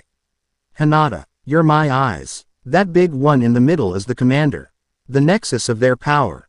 But it has to have a weak point, a control unit, a power core. Find it. Byakugan. On it. Hinata said, her usual timidity completely gone, replaced by the sharp focus of a seasoned warrior. She activated her dojutsu, her pale eyes scanning the battlefield, tracing the lines of energy that connected the smaller constructs to their leader. Yasaka. Naruto turned to the Fox Queen, who was trembling with a mixture of fear for her people and a simmering, regal fury. He placed a hand on her shoulder. You and I are the vanguard. We're going to punch a hole right through to their commander. Let's show them what happens when they mess with our family. Yasaka looked at him, her golden eyes blazing with renewed fire. She gave him a sharp, fierce nod. Side by side, they leapt from the palace roof. Yasaka was a whirlwind of golden foxfire and righteous fury, her 9 tails lashing out like whips of pure energy. Naruto was a torrent of focused, impossible power. He didn't bother with clones or a Rasengan. He ran, and the ground before him erupted, stone spikes impaling the constructs. He gestured, and the air around a platoon of them became a vacuum, causing their orderly forms to implode under their own internal pressure. They carved a path of destruction through the axiomatic army, a perfect fusion of raw, natural power and reality-bending will.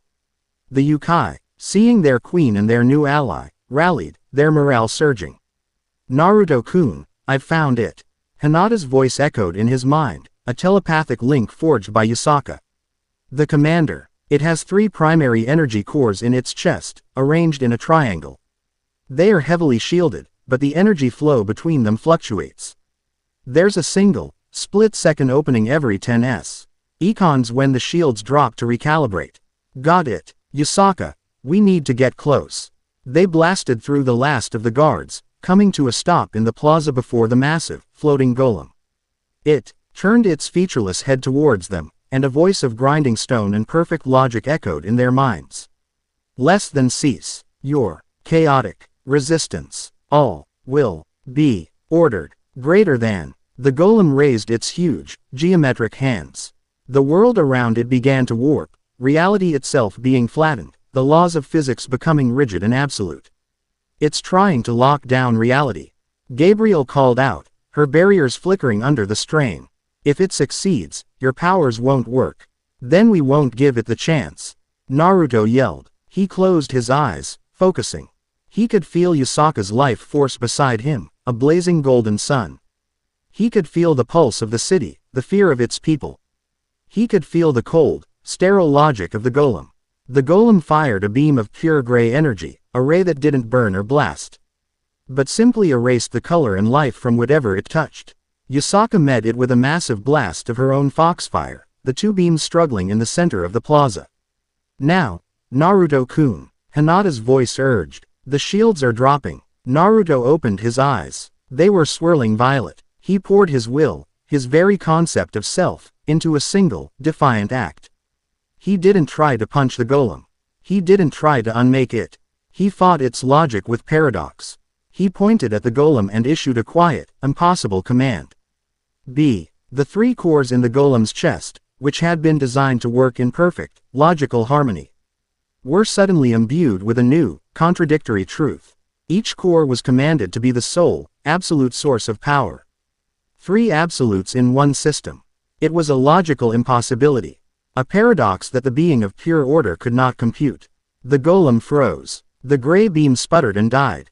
Cracks of brilliant, chaotic light spider-webbed across its body as its internal logic tore itself apart. It was trying to be 3 things at once, and the conflict was erasing its very structure. Naruto knew it wasn't enough. He had broken it, but he needed to end it. He took a deep breath, filling his lungs, but it was not air he was gathering. It was his will, his defiance, his love for his friends and his promise to protect. He gathered the very concept of his own chaotic, unpredictable, vibrant existence into his soul. Then he opened his mouth and roared. It was not a sound. It was a shockwave of pure Genesis energy, a conceptual blast that carried a single, undeniable message. I am. The roar washed over the plaza, over the entire city. It was not destructive. It was a wave of pure, unadulterated reality. The axiomatic constructs, beings of imposed, artificial order, could not exist in the face of such a fundamental, chaotic truth. They didn't shatter or explode. They simply faded, like a bad dream upon waking, crumbling into harmless gray dust that was carried away on the wind. In the plaza, the golem let out a final, silent scream of logical agony before it imploded, vanishing from existence, leaving nothing behind. Silence descended on Kyoto. The gray pall was gone. The sounds of life, tentative at first, then joyous, began to return.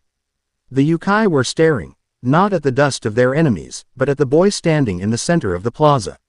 His body still thrumming with a faint, violet afterglow.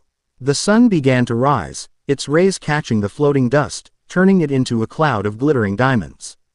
They had won. They had face. An army sent by a primordial god, and they had won.